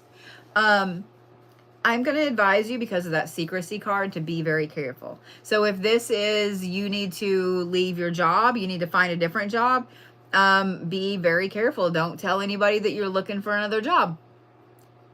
Don't work on your resume at work. Like, you know, things like that. Work on your resume at home and don't do it at work. Because whatever this situation is, you need to make moves in secret, not where everybody is going to see. This makes me uncomfortable. And I don't mean like this is a really bad situation. I just mean that the overall energy of having to be secretive and having to get your courage up and having to change and cut, like all of that makes me uncomfortable. So just, my advice is going to be careful, Kat. My advice is going to be careful, because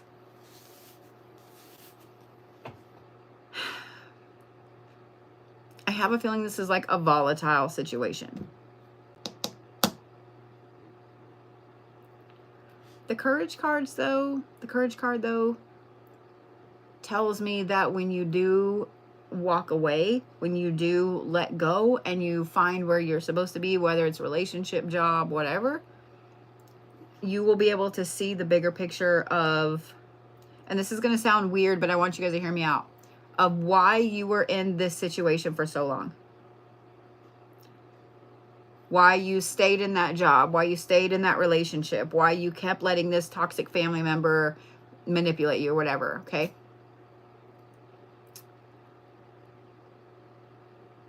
You'll see why. I'm just going to say, it took me a little bit to be able to look back through toxic relationships to see why I stayed for so long. Not just because of the manipulation or anything like that, but why I stayed for so long even after I knew that I needed to leave. Why did I go back? Things like that. And when you see those things, for yourself, it opens your eyes up to everything else in the universe. I promise. I promise. Okay?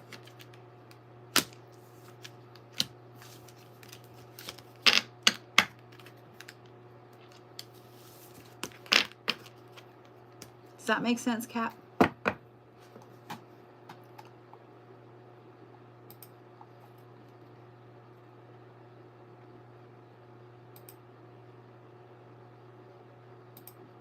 All right. Kelly Joe. Life and love. All right.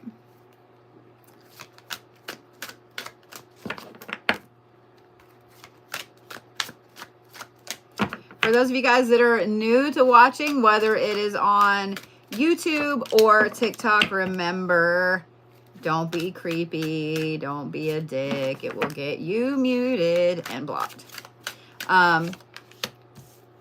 No politics. We don't talk negatively about other people. I almost said other behaviors.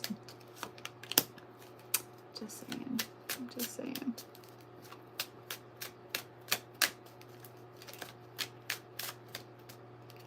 Plus, my mods are super fantastic, and they will 100% cut you off in a heartbeat. Do we have weather moving in? Like my whole brain just shifted sideways. Does that make sense? We've had nasty weather here all fucking day.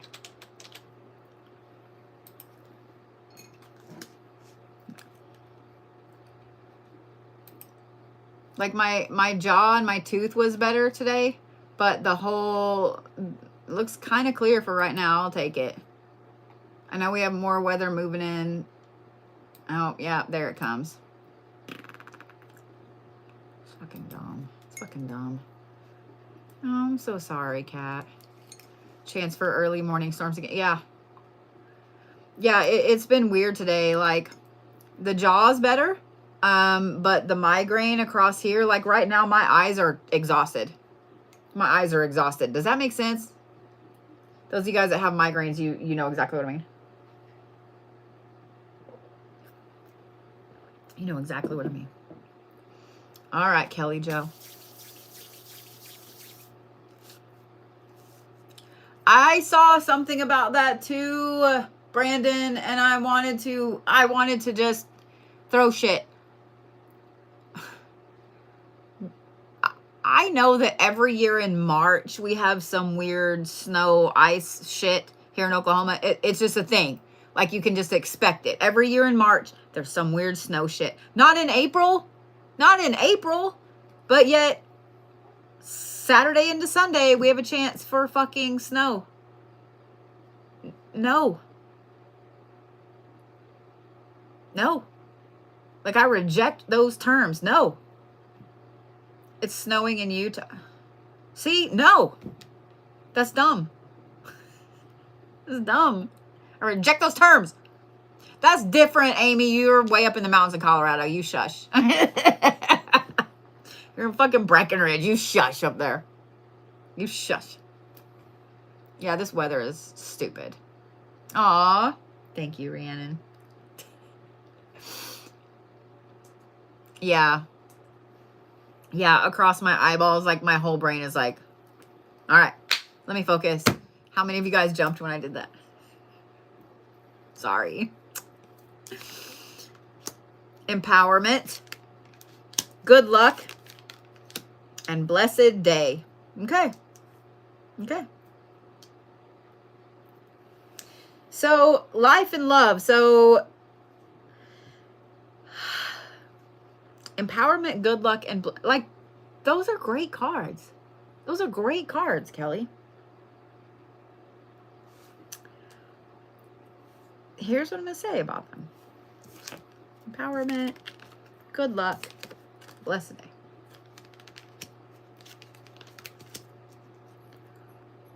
A lot of times we get so caught up, and I'm guilty of this too, don't think I'm not. We get so caught up in, my leg itches, in the bullshit. We get so caught up in the fear mongering. We get so caught up in bullshit that we look around and all we see is bad shit. That we look around and all we see is, you know, well, this person, this happened to this person, and this happened to that person, and, you know, my car is making a weird, like we start to just see the bad. You know what I mean? Like we just start to take notice of all the bad shit. That's all we do. We take notice of all the bad shit. And when that starts to happen, then our mental health goes like this. Our energy goes like this. Like our emotions, everything is like in the drain, right? And it's really hard to pull out of that when you get like way down in there. When you get way down in there, it's really hard. The reason I brought that up is because the empowerment, the good luck, and the blessed day card are all very interesting to me. You wanted a general reading about life. I'm fidgety right now. I'm just letting you guys know. So I don't know if it's the change in the weather or what, but my brain be braining. Kelly, I'm going to advise you to, on purpose, sit down and make a list of the good shit that's going on in your life right now. Even if it's just name some of your favorite things that you have in your house. Your dog, your cat, your kids, your spouse, your best friend. You know what I mean? I have this really cool rock. You know, like, start naming some of the things in your life, physical things in your space, people, etc. Start there, okay? Start with all of the good things. The reason, and this is for all of you, because if you are on social media, if you turn on the TV, if you look on the internet, you're going to see bad shit everywhere. Everywhere. Doesn't matter what you believe, who you are, where you, it doesn't matter. You're going to see the bad shit, because here's a newsflash, okay?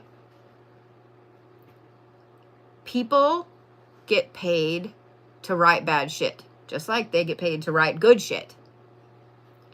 People get paid more to write bad shit because fear is a motivator. So go through your space and make a list of things that you love. Things that you're grateful for. And here's the thing. Because I know somebody's sitting there going, well, I'm not grateful for anything. Bullshit. Bullshit. If you have that mentality, well, there's nothing I have to be grateful for. You need to have a hard talk with yourself. I'm saying what I'm saying. If you're sitting there going, well, there's nothing in my life that I should be grateful for, I'm gonna need you to back up, and I'm gonna need you to come at me again with something else, because there's always something to be thankful for. There's always something to be thankful for. I want to just shake the shit out of somebody when I'm like, you're literally breathing right now. And then there's some reason why they wish that they weren't, whatever. Every single one of us has lost somebody. Every single one of us. We've lost a friend. We've lost a family member. We've lost a parent. We've lost a sibling. We've lost a child. We've lost a pet. Every single one of us has lost somebody. And we know how that feels to know that that person is no longer there. So when you say that you're not thankful that you're here, how do you think that person would feel? How do you think that person would feel knowing you say that you're not thankful that you're here, that you're alive? I know that there's a lot of people out there that feel hopeless, and I know there's a lot of people out there that think that there's nothing to be grateful for, but starting with little bitty things, I have a bracelet from when I was 7 that my best friend gave me. It's in a box. I'm grateful for that. I'm grateful for bourbon glazed salmon at my favorite restaurant. Even if I'm not eating it right now, I'm still grateful for it.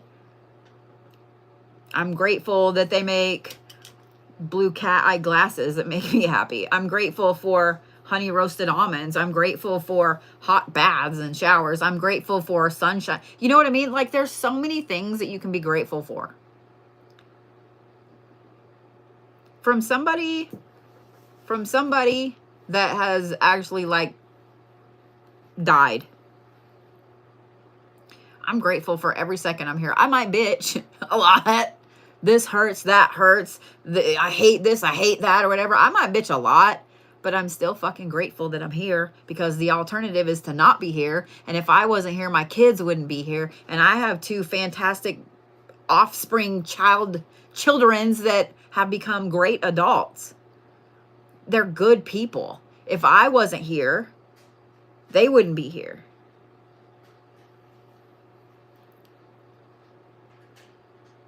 Do you see what I'm saying? There's always things to be grateful for. Always things to be grateful for.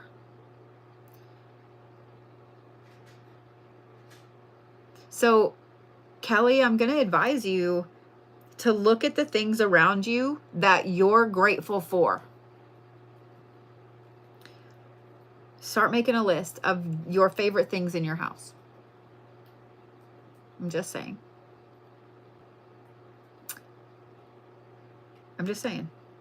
That right there, being grateful for stuff, even if it's just I'm grateful for McDonald's French fries, you know, like even if I'm grateful that I have socks on my feet, you know, I'm grateful that my dog doesn't snore too loud, whatever. You'll start to feel empowered when you look at all the things you're grateful for. It doesn't have to be something that you physically have in your hand. I mean, are you a music fan? You have a favorite artist, a favorite song? Are you grateful for that song? Every time it comes on, your energy goes up and you just feel fantastic. Aren't you grateful for that song? I'm just saying. I'm just saying. That's going to show you where your good luck lies. It's going to show you how many blessings you have. It's going to show you where your personal empowerment is. So I'm going to advise you, especially over the weekend, and especially this is something good for all of you, actually. So thank you, Kelly, for letting me do a reading for you. This is something good for you guys all to do tomorrow on 4/4. And that's make a list of shit that you're grateful for. Make a list of shit that you're grateful for. I'm grateful for creepy dolls. I'm grateful for creepy dolls. See what I'm saying? Make a list of things that you love, that you enjoy, that you're grateful for. I'm just saying. So let's look at this. Love, trust, knowledge, and balanced emotions. Well, the cards are kind of tattling on you a little bit, Kelly Joe. So let's talk about that. Let's talk about that.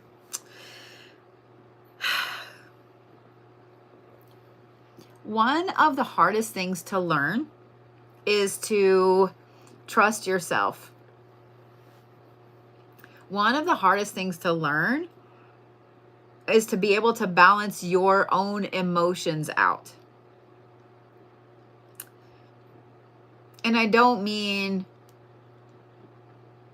giving in to screaming, yelling at somebody, or giving in to just completely blocking them and then letting them back in or whatever. Everybody's balanced emotions look different.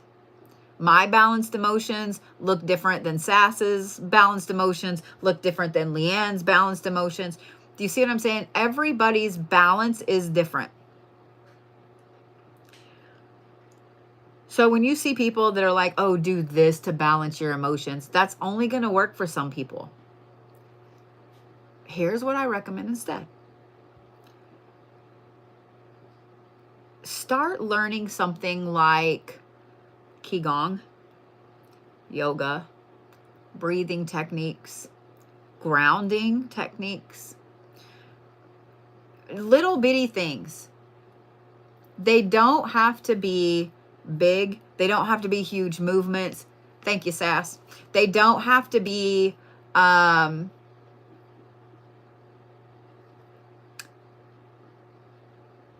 they don't have to be anything hectic or hard.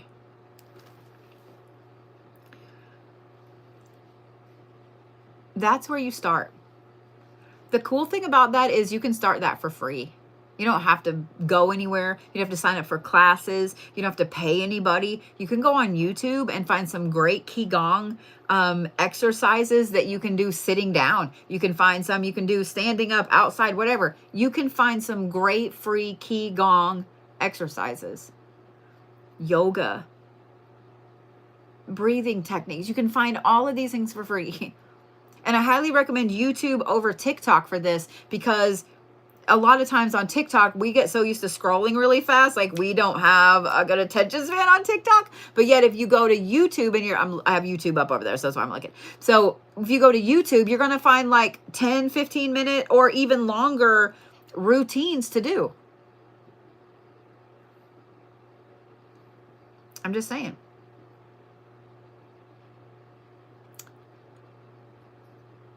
That will help you start to balance out your own emotions. I promise. It'll start to help you balance your emotions. It'll start to help you gain more knowledge about yourself. It'll start to help you trust yourself.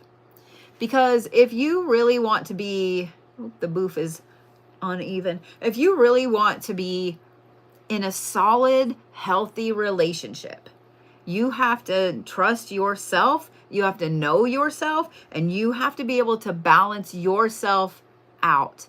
You can never, ever expect someone else to make you happy, to balance you out, and to fix you. If that's what you're looking for in a relationship, no, you're wrong. Okay? So that's my recommendation as far as love goes, Kelly. And it's hard. Don't get me wrong. It is really, really hard when you see your friends or all these other people, they're happy couples. They have all this great time together. And that's all you want is someone to spend time with, someone that you can trust. But if you can't do these things for yourself first, you will never have a solid relationship with anybody. You won't. Okay? I'm just saying.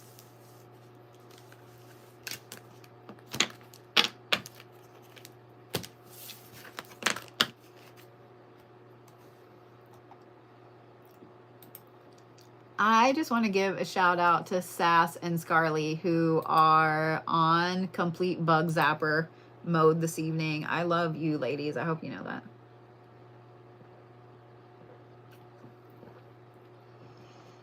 All right. Lauren B. Ooh.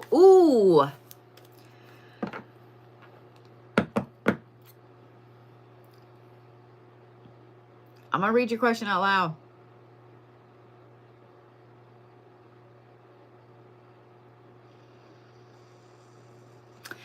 I'm going to wait till I draw cards first.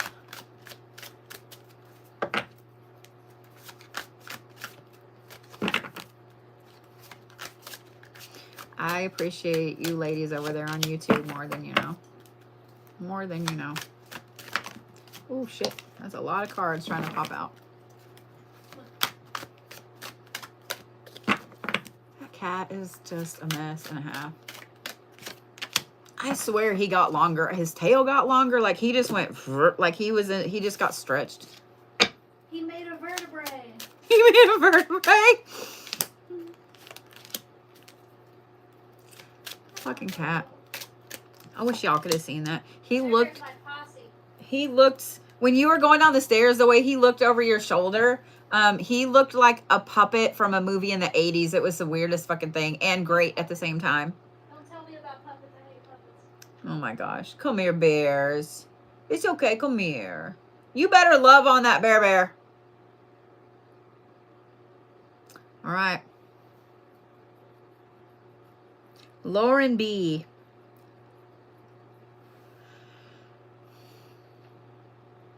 I'm getting yawn. Sorry. Is my husband still lying?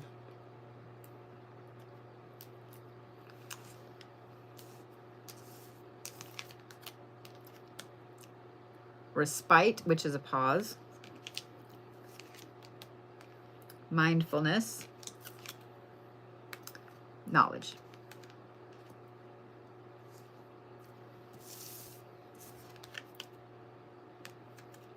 Trust. Healing power.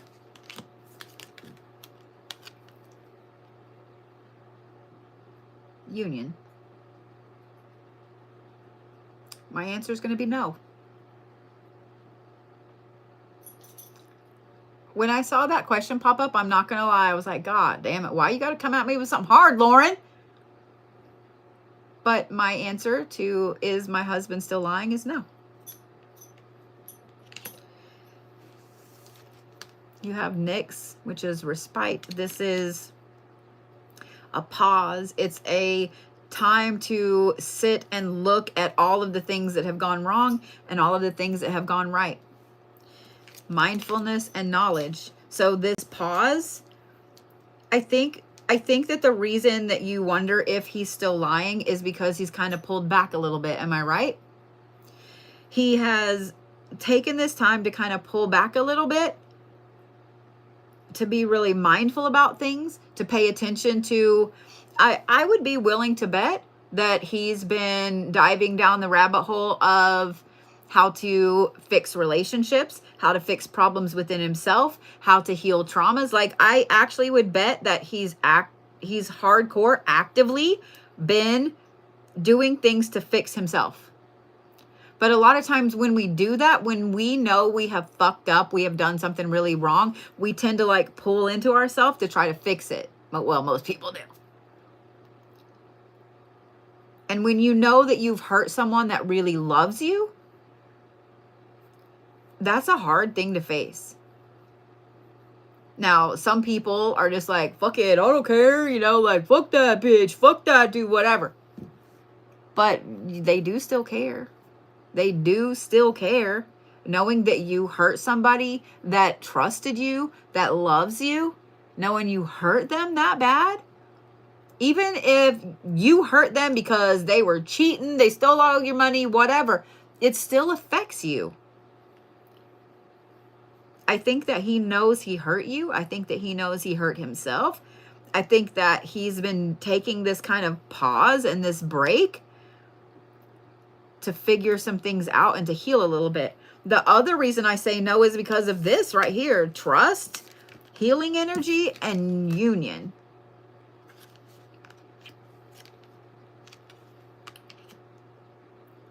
I would not be surprised if he does something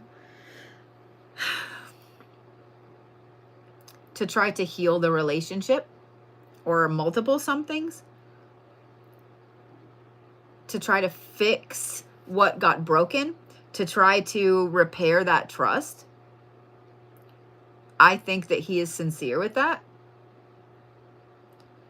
My advice is going to be this, though. You need to decide what you want, because with you asking a question like that, if you catch someone lying, especially a spouse, that's a big shot to the trust between a couple. So for you to ask a question like that and get these cards, yes, I think that he is actively trying to fix things. No, I don't think he's lying. Yes, I think that he is pulling back and trying to figure out what he can do to change and to actively repair the relationship. You need to look at Lauren and decide, is this something that hurt me enough that I can't get past this?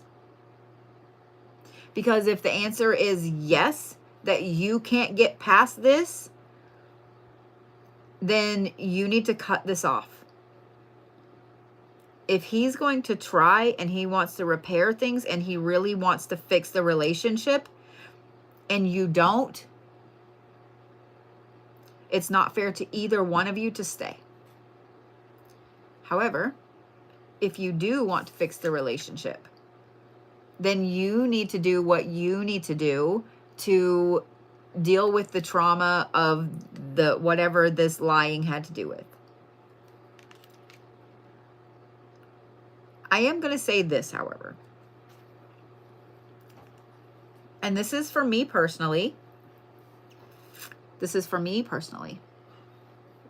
There are certain things that I have learned throughout my life that I will never tolerate in a relationship. Cheating, any type of physical violence, any type of abuse. Those things right there are absolutely unacceptable. So remember that. It's just me personally. But overall, the answer to your question is no. I don't believe so. Okay? Lauren coming at me with hard-ass questions. Hard-ass questions. Serious questions. I'm not complaining. I love it. I think that's definitely something that you needed to know. And I hope I could help. I'm glad I could help. And then here comes Ren with another hard question.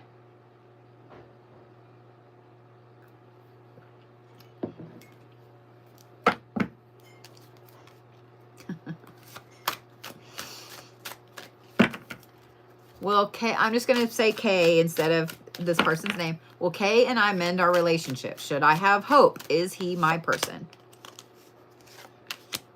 So this bottom line is going to be about your question. The top line is going to be about you, actually, about you.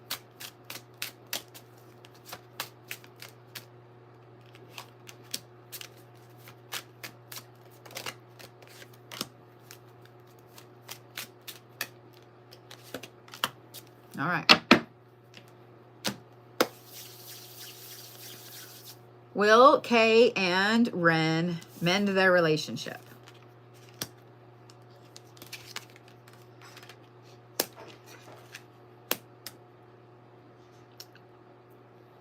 So the first card I turned over is redemption. And I thought, okay.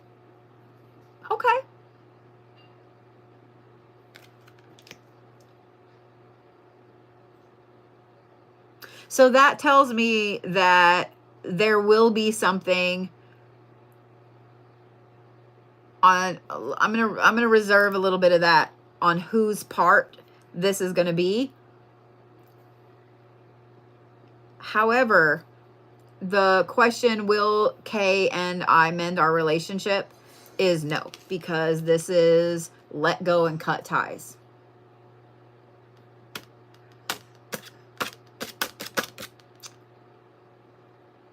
Let go and cut ties.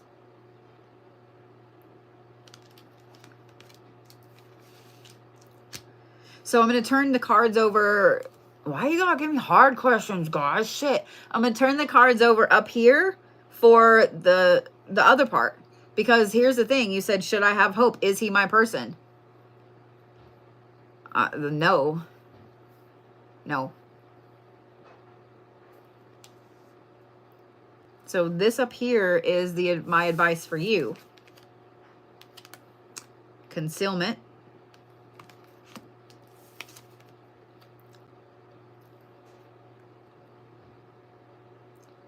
Banish a curse.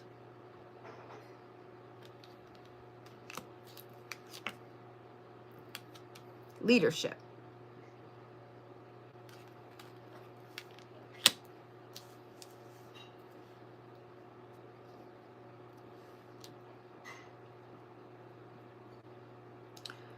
You need to do a cord cutting.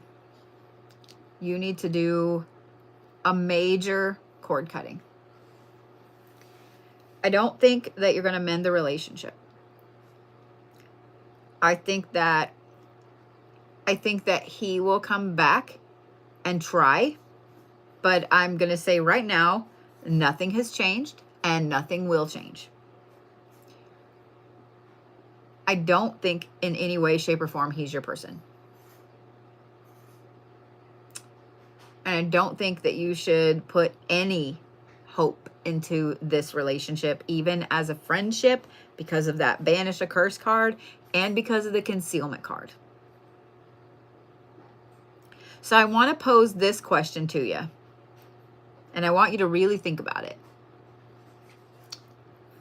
If you knew, if you could suddenly, instead of being in your body and seeing out your eyeballs, if you could be up here and you could see everything down below, and you could see little dotted lines between you and everybody that's supposed to be in your path,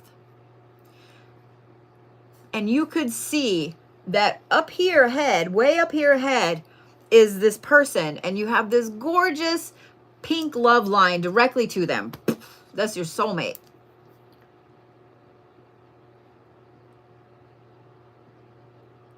and you knew that there was another person closer that has some broken lines too, that you've tried to repair this relationship with repeatedly, would you give up that soulmate for this person here?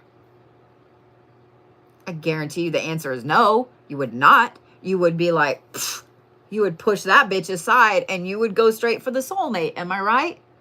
If you knew that the person you were supposed to be with is right around the corner, is a couple months ahead, or next year, or 5 years, would you wait? Or would you jump into a relationship with somebody shitty that might knock you off your path so you can't meet this person? Every single person has at least one person out there for them. Usually there's multiple people out there for you. I'm not going to lie. You may have, I had somebody tell me when I was younger that their grandmother said, and their grandmother was Native, and she said that everyone gets 3 great loves in their life. And if you think about that, like great loves as in instant connection, soulmate, I can't ever forget this person, right? Not just somebody you dated in high school or somebody you dated when you were going through a divorce. You know what I mean? 3 great loves. And that's actually stuck with me a lot throughout my life. If you knew that there was someone else waiting, that your paths, everything was being cleared out of your path and everything was being cleared out of their path, so the two of you could meet and be together because you're their person and they're your person and you're just going to make each other's lives perfect, why would you waste your time on somebody who has shown you repeatedly that they're not your person? If you have had a rocky relationship, if you have broken up with this person, if the two of you have split and come back together and split and come back together, that's not a solid relationship. That's a toxic thing.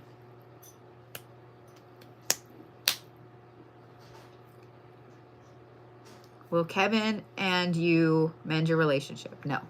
Should you have hope? No. Is he your person? No. Chop, chop. And what I'm going to recommend with this cord cutting, don't pay someone to do this for you. This is something you need to do. And you don't have to do 2 candles with the cord in between. I don't mind doing them that way, but let me say this. That cord is an accelerant and it's always going to give you a weird false result. It doesn't mean that it's not fantastic and satisfying, because watching that cord go and melt the other person in half is so satisfying. So 100% do that. But it is going to affect the burn of the candles. To be honest, I would recommend just going to the store and picking up a black and a white vigil candle. Like, no, I don't have any in here. The ones in the glass. And if you can't find one without, a saint on it or whatever, you can peel the paper off. You can peel the wrapping off. Just a white and a black. And you need to put your name on the bottom of both of them. Like, turn it over and with a Sharpie, put your name on the bottom of both of them. Because the white one is to clear out anything at all that's left with this. Because this says, let go, cut ties, and banish a curse. Which tells me that this relationship you have with this person isn't healthy.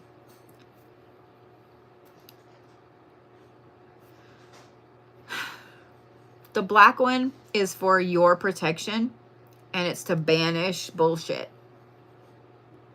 The reason that I tell you guys to put your name on the bottom of a candle is because you want that magic to stay with you.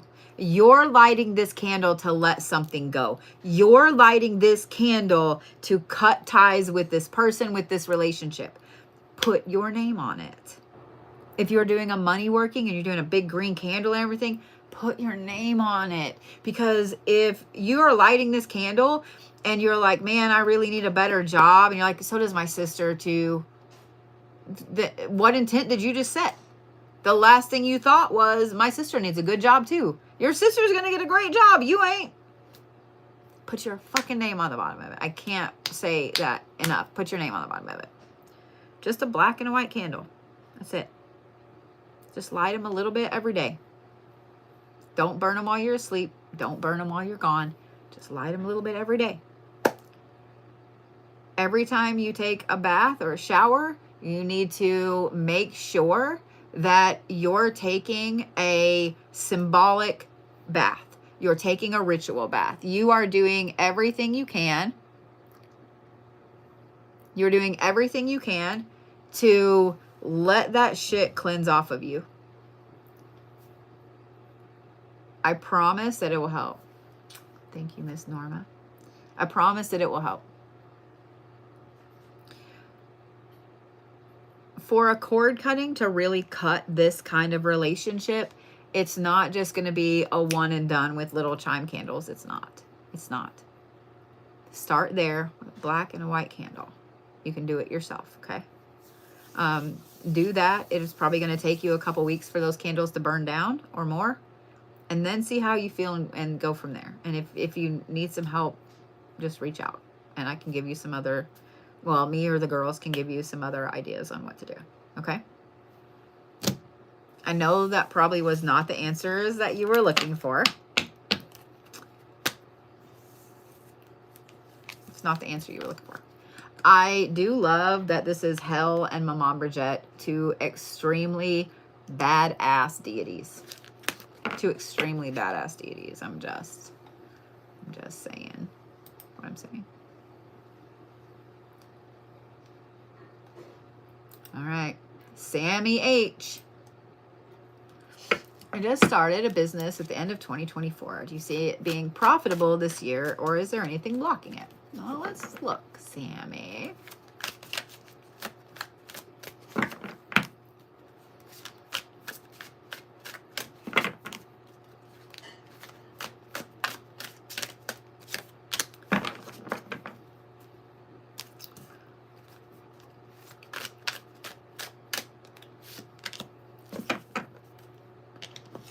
For those of you guys that are new to following me and new to watching, etc., I just want to remind you that we have some rules. Don't be creepy. Don't be a dick. Don't talk politics. And don't talk about other creators. That's all you gotta do. Pretty easy.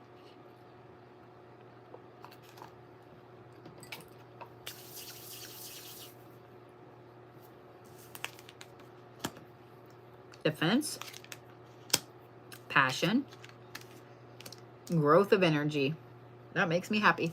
I'm not gonna lie, when I saw the defense card, I was like, son of a bitch. I'm gonna say this. For anybody that's starting a business, that first couple of years fucking sucks. It sucks. The first year especially, because you're stressed out, you're struggling, you're trying to make ends meet, you're trying to do everything, you're trying to be every employee. My nose is itching, somebody's talking about me. That first year fucking sucks. It's so hard. You feel like you're always on defense, that you never get ahead. Every time that happens, Sammie, every time you feel like things are beating you down, every time you feel like you know that feeling of like, I just can't get ahead, like I can't get my bills up to date, I feel like I'm always behind, every time you start to feel like that, I want you to remember these two things right here. This is the passion card. Why did you start your business? Why? What's your mission statement? If you've started a business, you don't have a mission statement, write a mission statement. It's not hard. It's really not. It's just basically why you started this business, what you started this business for. What's your goal? What's your goal? But every time you start to feel beat down, I want you to ask yourself, why did you start this business? What passion do you have that made you start a business? Did you want to provide the best tacos in town? And by the way, if you have a taco truck, please let me know, because when Sass and I are out and about, like, I love me some fucking street tacos. Okay, anyway. Do you Do you make something unique? Nobody else makes it? Do you have a nonprofit? Do you want to help people? Why did you start that business? The other thing that I want you to remember is this. And this is, when I say this, some of you guys are going to roll your eyes or whatever, and that's fine, but hear me out. You get what you put in. You get out what you put in. If you are continually just half-assing stuff, then your business is going to be half-assed. If you are like, oh, I don't want to work this week, your business ain't going to be working this week either. If you are motivated, you put in the work, you put in the time, you put in the effort, then you're going to have all of that come back to you.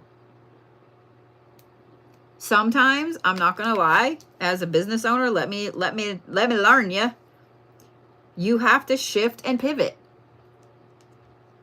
You do.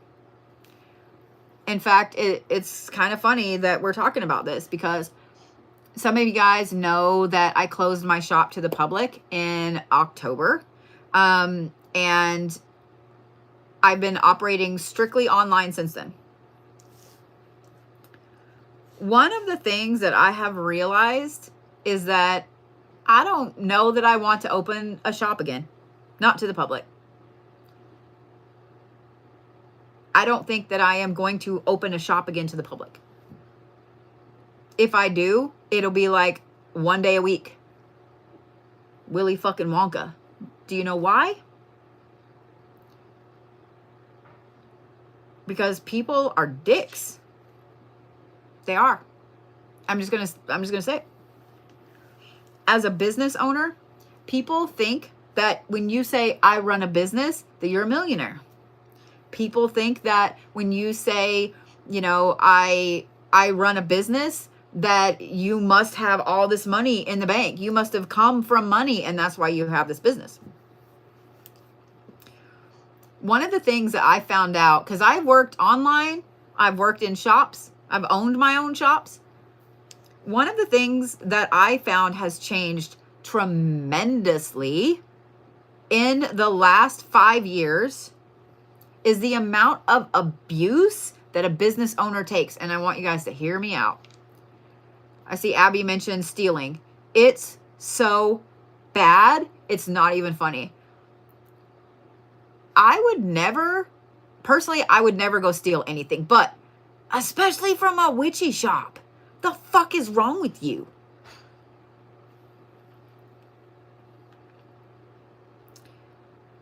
Theft is a horrible thing. It's so bad. It's so bad. But the other thing that I have found out, and some of you guys know this, if you followed me for a long time, you've seen the videos. People, A, have no boundaries, and B, they will hit you. I have been hit in my own shop by an older lady.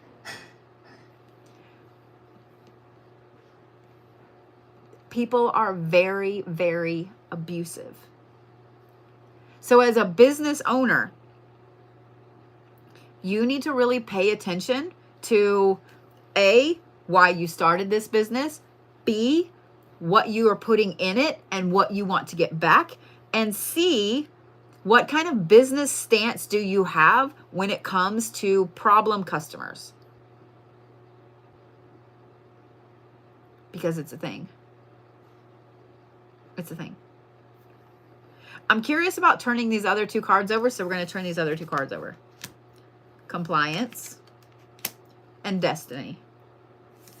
These make me really happy. And you know, when you asked right there, do you see it being profitable this year, or is there anything blocking it?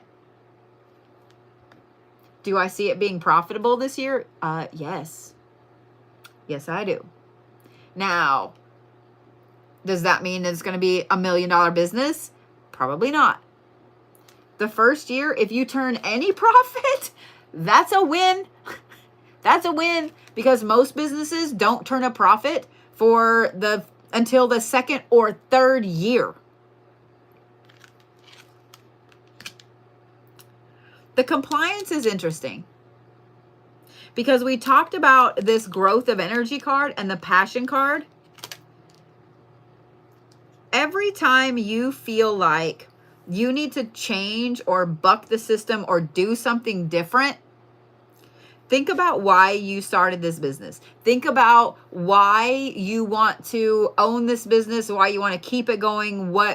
You see what I'm saying? Be in compliance with yourself. Be in compliance with why you started the business. If you do not have a mission statement, Sammie, you need to write one. And you need to have it up where you can see it all the time. All the time. Yes, I see your business being profitable, because I love that this is the fucking destiny card. Yes, I see it being profitable. Do I see anything specifically blocking it? No. No. The only thing that could block it is your own self if you get twisted about why you started this business. I'm proud of you. In case no one has told you, starting a business is fucking hard. It is. It is. Just to put yourself out there and then try to figure out social media and marketing and a website and orders and in person and not person. Like, it's fucking hard, man. It's so fucking hard to start a business. It is. So in case no one has told you, I'm very proud of you, Sammie. I'm very, very proud of you. Get it. Do it. I have faith in you. I do. I have faith in you, Sammie. All right. Angel. Whatever the goddess wants you to know. It's funny, Tabitha said, I hate the social media aspect. I do and I don't. Okay, that's a lot. I guess I just was in the right place at the right time when social media started to become a thing. I'm old. I used to build Facebook pages and stuff like that for businesses when Facebook first started and became a thing. I used to do business reputation management. I used to do website builds. Like, I used to do all this stuff, right? So I understood from the get-go that social media was going to be a huge thing. It was going to be a huge, huge thing. And for those of you guys that are millennials, that are exennials, that are Gen X, that are boomers or whatever, you guys have lived through social media being born, okay? Some of you guys that are younger, you may not know a life without social media. So those of you guys that were around before social media and you watched it be born, you had one of two views on it, right? One was, oh, I ain't never going to get on that. Like, that's just bad shit. And blah, blah, blah. Why would you want to do that and share stuff with everybody or whatever? And the other is, oh God, this is going to change the world. I have to get on this shit. And I want you to think about people that you know that have businesses or had businesses and how they handled social media. Did they get on social media? Did they get a website? Did they start doing social media? Did they start like really monetizing, advertising, etc. on social media? Or were they that first group and they were like, I ain't never doing that? And how is their business now? How is their business now? Unless you had a very well-established, very successful brick and mortar business way before social media, it's almost impossible to start a business now and not utilize social media. I'm just saying.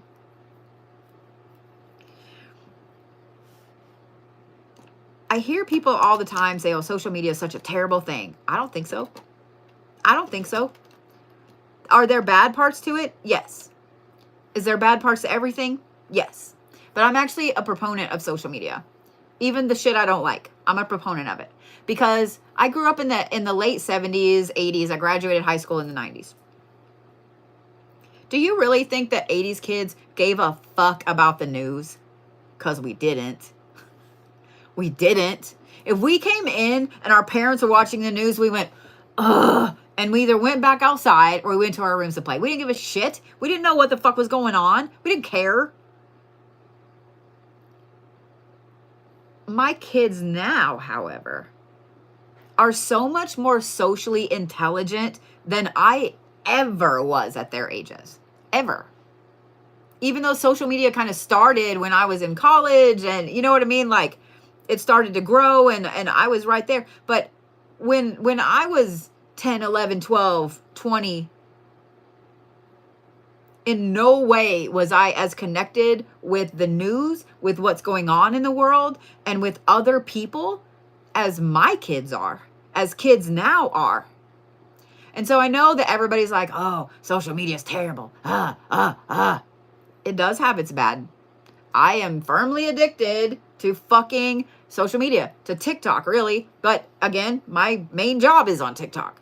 I'm always on TikTok. It's my business. But I do get stuck on social media and wake up, like 2 hours later, like, fuck, it's 2 hours later. I'm watching cats fall off for shit. But I want to point something out.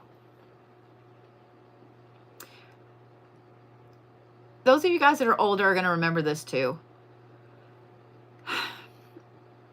Do you remember the argument over violent video games? Do you? Do you remember the argument over them? About how video games were desensitizing people and so on and so forth. So, and some of you guys know that I used to be a professional gamer. And what's really funny about it is,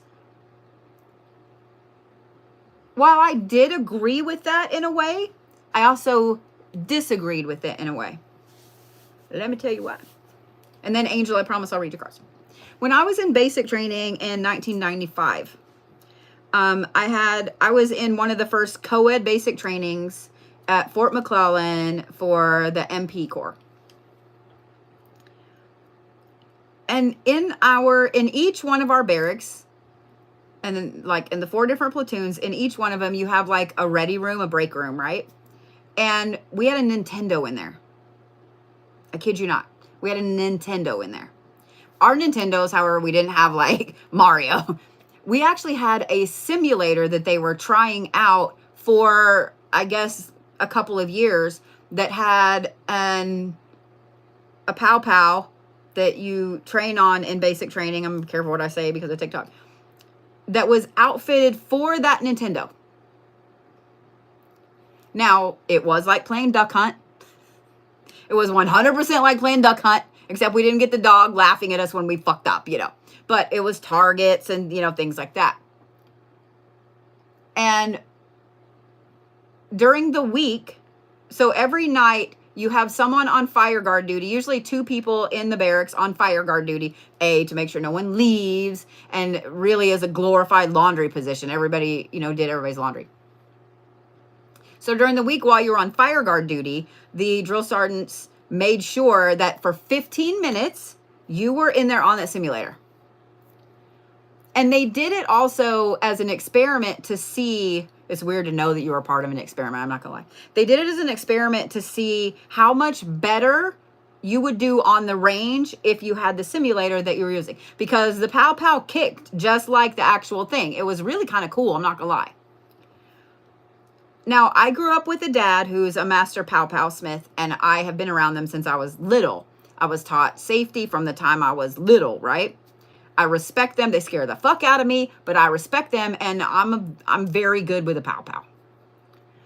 There were girls in my barracks that had never even held one that now are in the Army.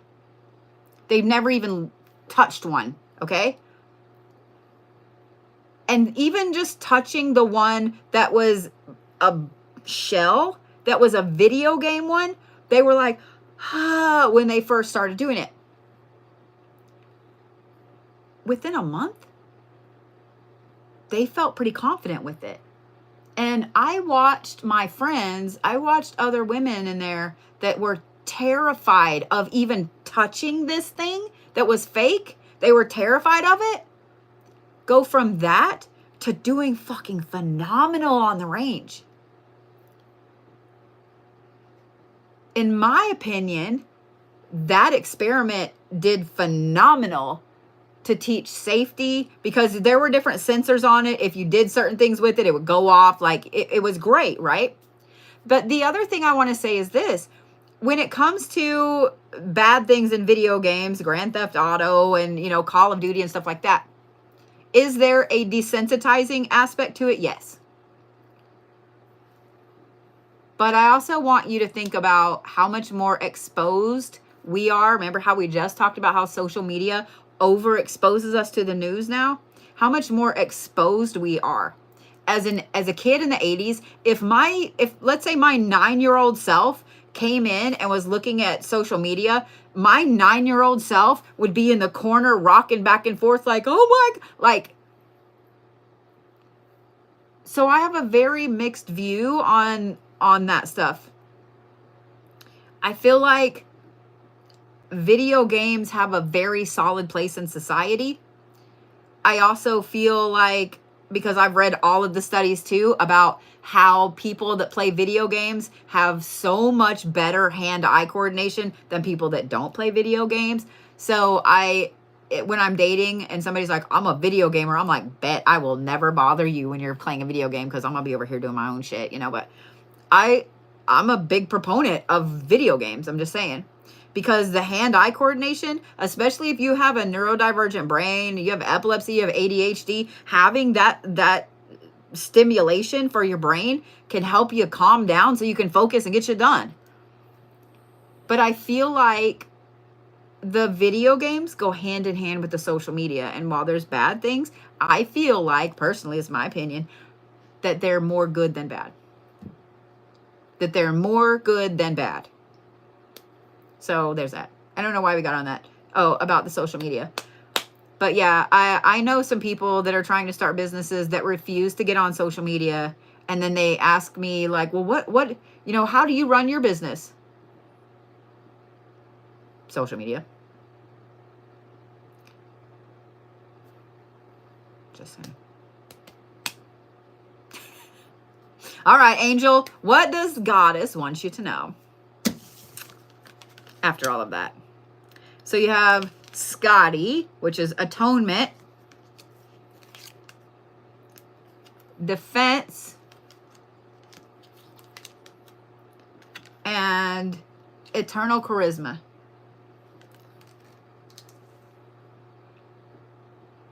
First things first, Angel. You're atoning for somebody else's bullshit. I don't know why. Don't make me come over there. You're atoning for someone else's bullshit. You feel like, my eyeball itches. You feel like you're always on defense because of someone else's bullshit. It's actually kind of irritating me. I'm trying not to be irritated. If someone else did some bullshit, why do you feel like you need to be the one to clean it up? Now, as a parent, I have bailed my kids out, and I would always bail my kids out, even though people are like, they need to learn. I don't care. I'm that parent, because I never had a parent that did that for me. I had to do everything on my own. If I had a problem, I could ask for advice. But if it was like, hey, I'm super broke, I just need $20. No. Go sell some plasma, bitch. So I will always do whatever I can to help my kids, right? However, let's say that somebody I knew that I loved very much, let's say they went on some crazy ass rampage, like Grand Theft Auto style rampage, okay? Bitch, I ain't taking anything for you. I ain't going to jail for you. I ain't going to say you know what? I'm going to tell them where you are. I am. Because I don't want to be involved in your shit. If you're that level of crazy and I didn't know that, then we're done. We're done. I might look crazy, but I am terrified of getting in trouble. I don't want to go to jail. Being in a prison cell makes just the thought of it. I can't even watch shows because I'm claustrophobic and I have had someone lock me in a place before. No, like it makes me immediately uncomfortable. I don't want to do it. I don't want to watch people be locked in there. So I'm not going to lie. When we go to the penitentiary here in a week, it's going to be a little bit of a traumatic thing for me because the idea of being locked in a cell like that fucking flips me out. So why would you, Angel, why would you want to atone for someone else's shit?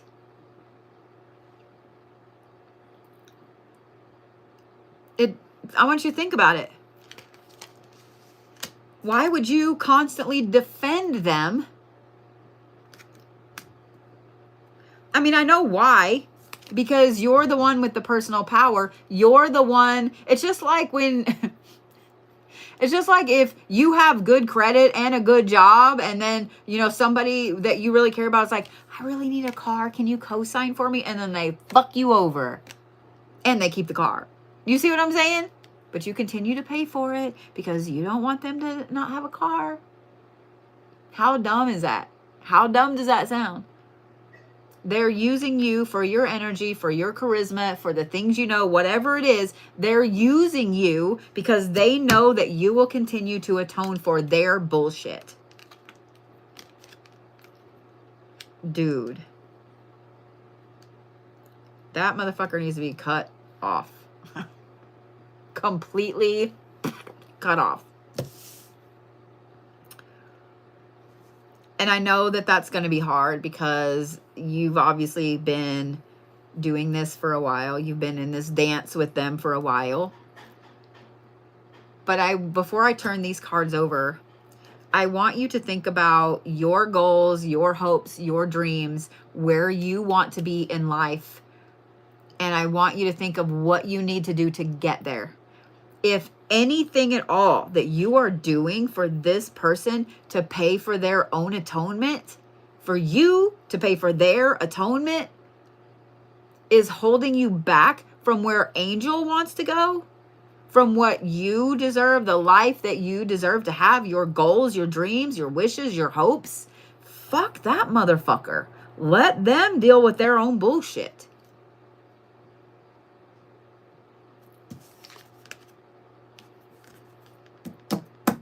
Equality.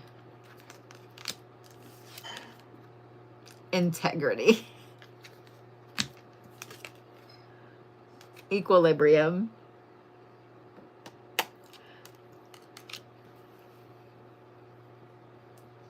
I'm just saying what I'm saying. Like, I don't even feel like I need to say anything else. I love that I said all that stuff before I turned these over. Like, you can't make this shit up.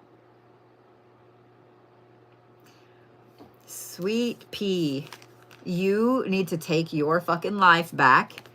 And you need to hold yourself to the integrity that you expect from others. And if you are expecting a certain amount of integrity from other people and they're not upholding their end of the bargain, bye. Because you need your equilibrium back.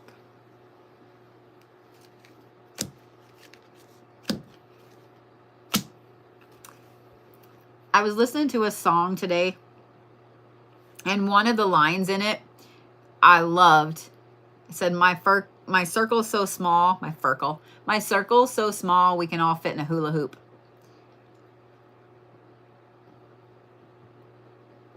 It's great to have acquaintances. It's great to know people. But you don't have to have a whole bunch of people in your inner circle. Your inner circle needs to be just that. Very small, and people that you trust 100%. Because the bigger you allow your inner circle to get, the more rats you have in the house. I'm just saying.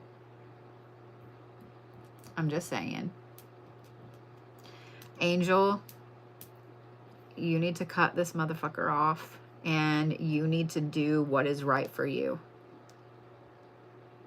I think that the universe is it has been giving you all of these signs. And I think that the universe has an amazing place for you to be. And this is holding you back. So, say it with me. Fuck that motherfucker. Just say what I'm saying. Fuck that motherfucker. Ooh, somebody is like talking about me hardcore. My nose is itching like crazy. That is everybody that was on my list from last night. I'm so sorry I didn't get to you guys today. If you want to grab a ticket for this same type of read, it is called an oracle consultation, and I'll answer whatever question. I don't do health readings. Okay. Don't do health readings. But you can book that on my, my link tree, which is on YouTube and on TikTok, or you can go to my website and, do that as well. It's thebluebodhi.com. If you're not following me and your favorite creators on all of their social media, you 100% should. I don't think TikTok is going anywhere. I think they're just going to kick the can down the road. But still follow everybody everywhere. Period. Okay? And with that, I will see you guys tomorrow. I'll see you tomorrow. Tomorrow is 4/4. We're going to do some manifestations and some protections and all the fun shit. We're going to do all the fun shit. All of it. All right? I love y'all. Go.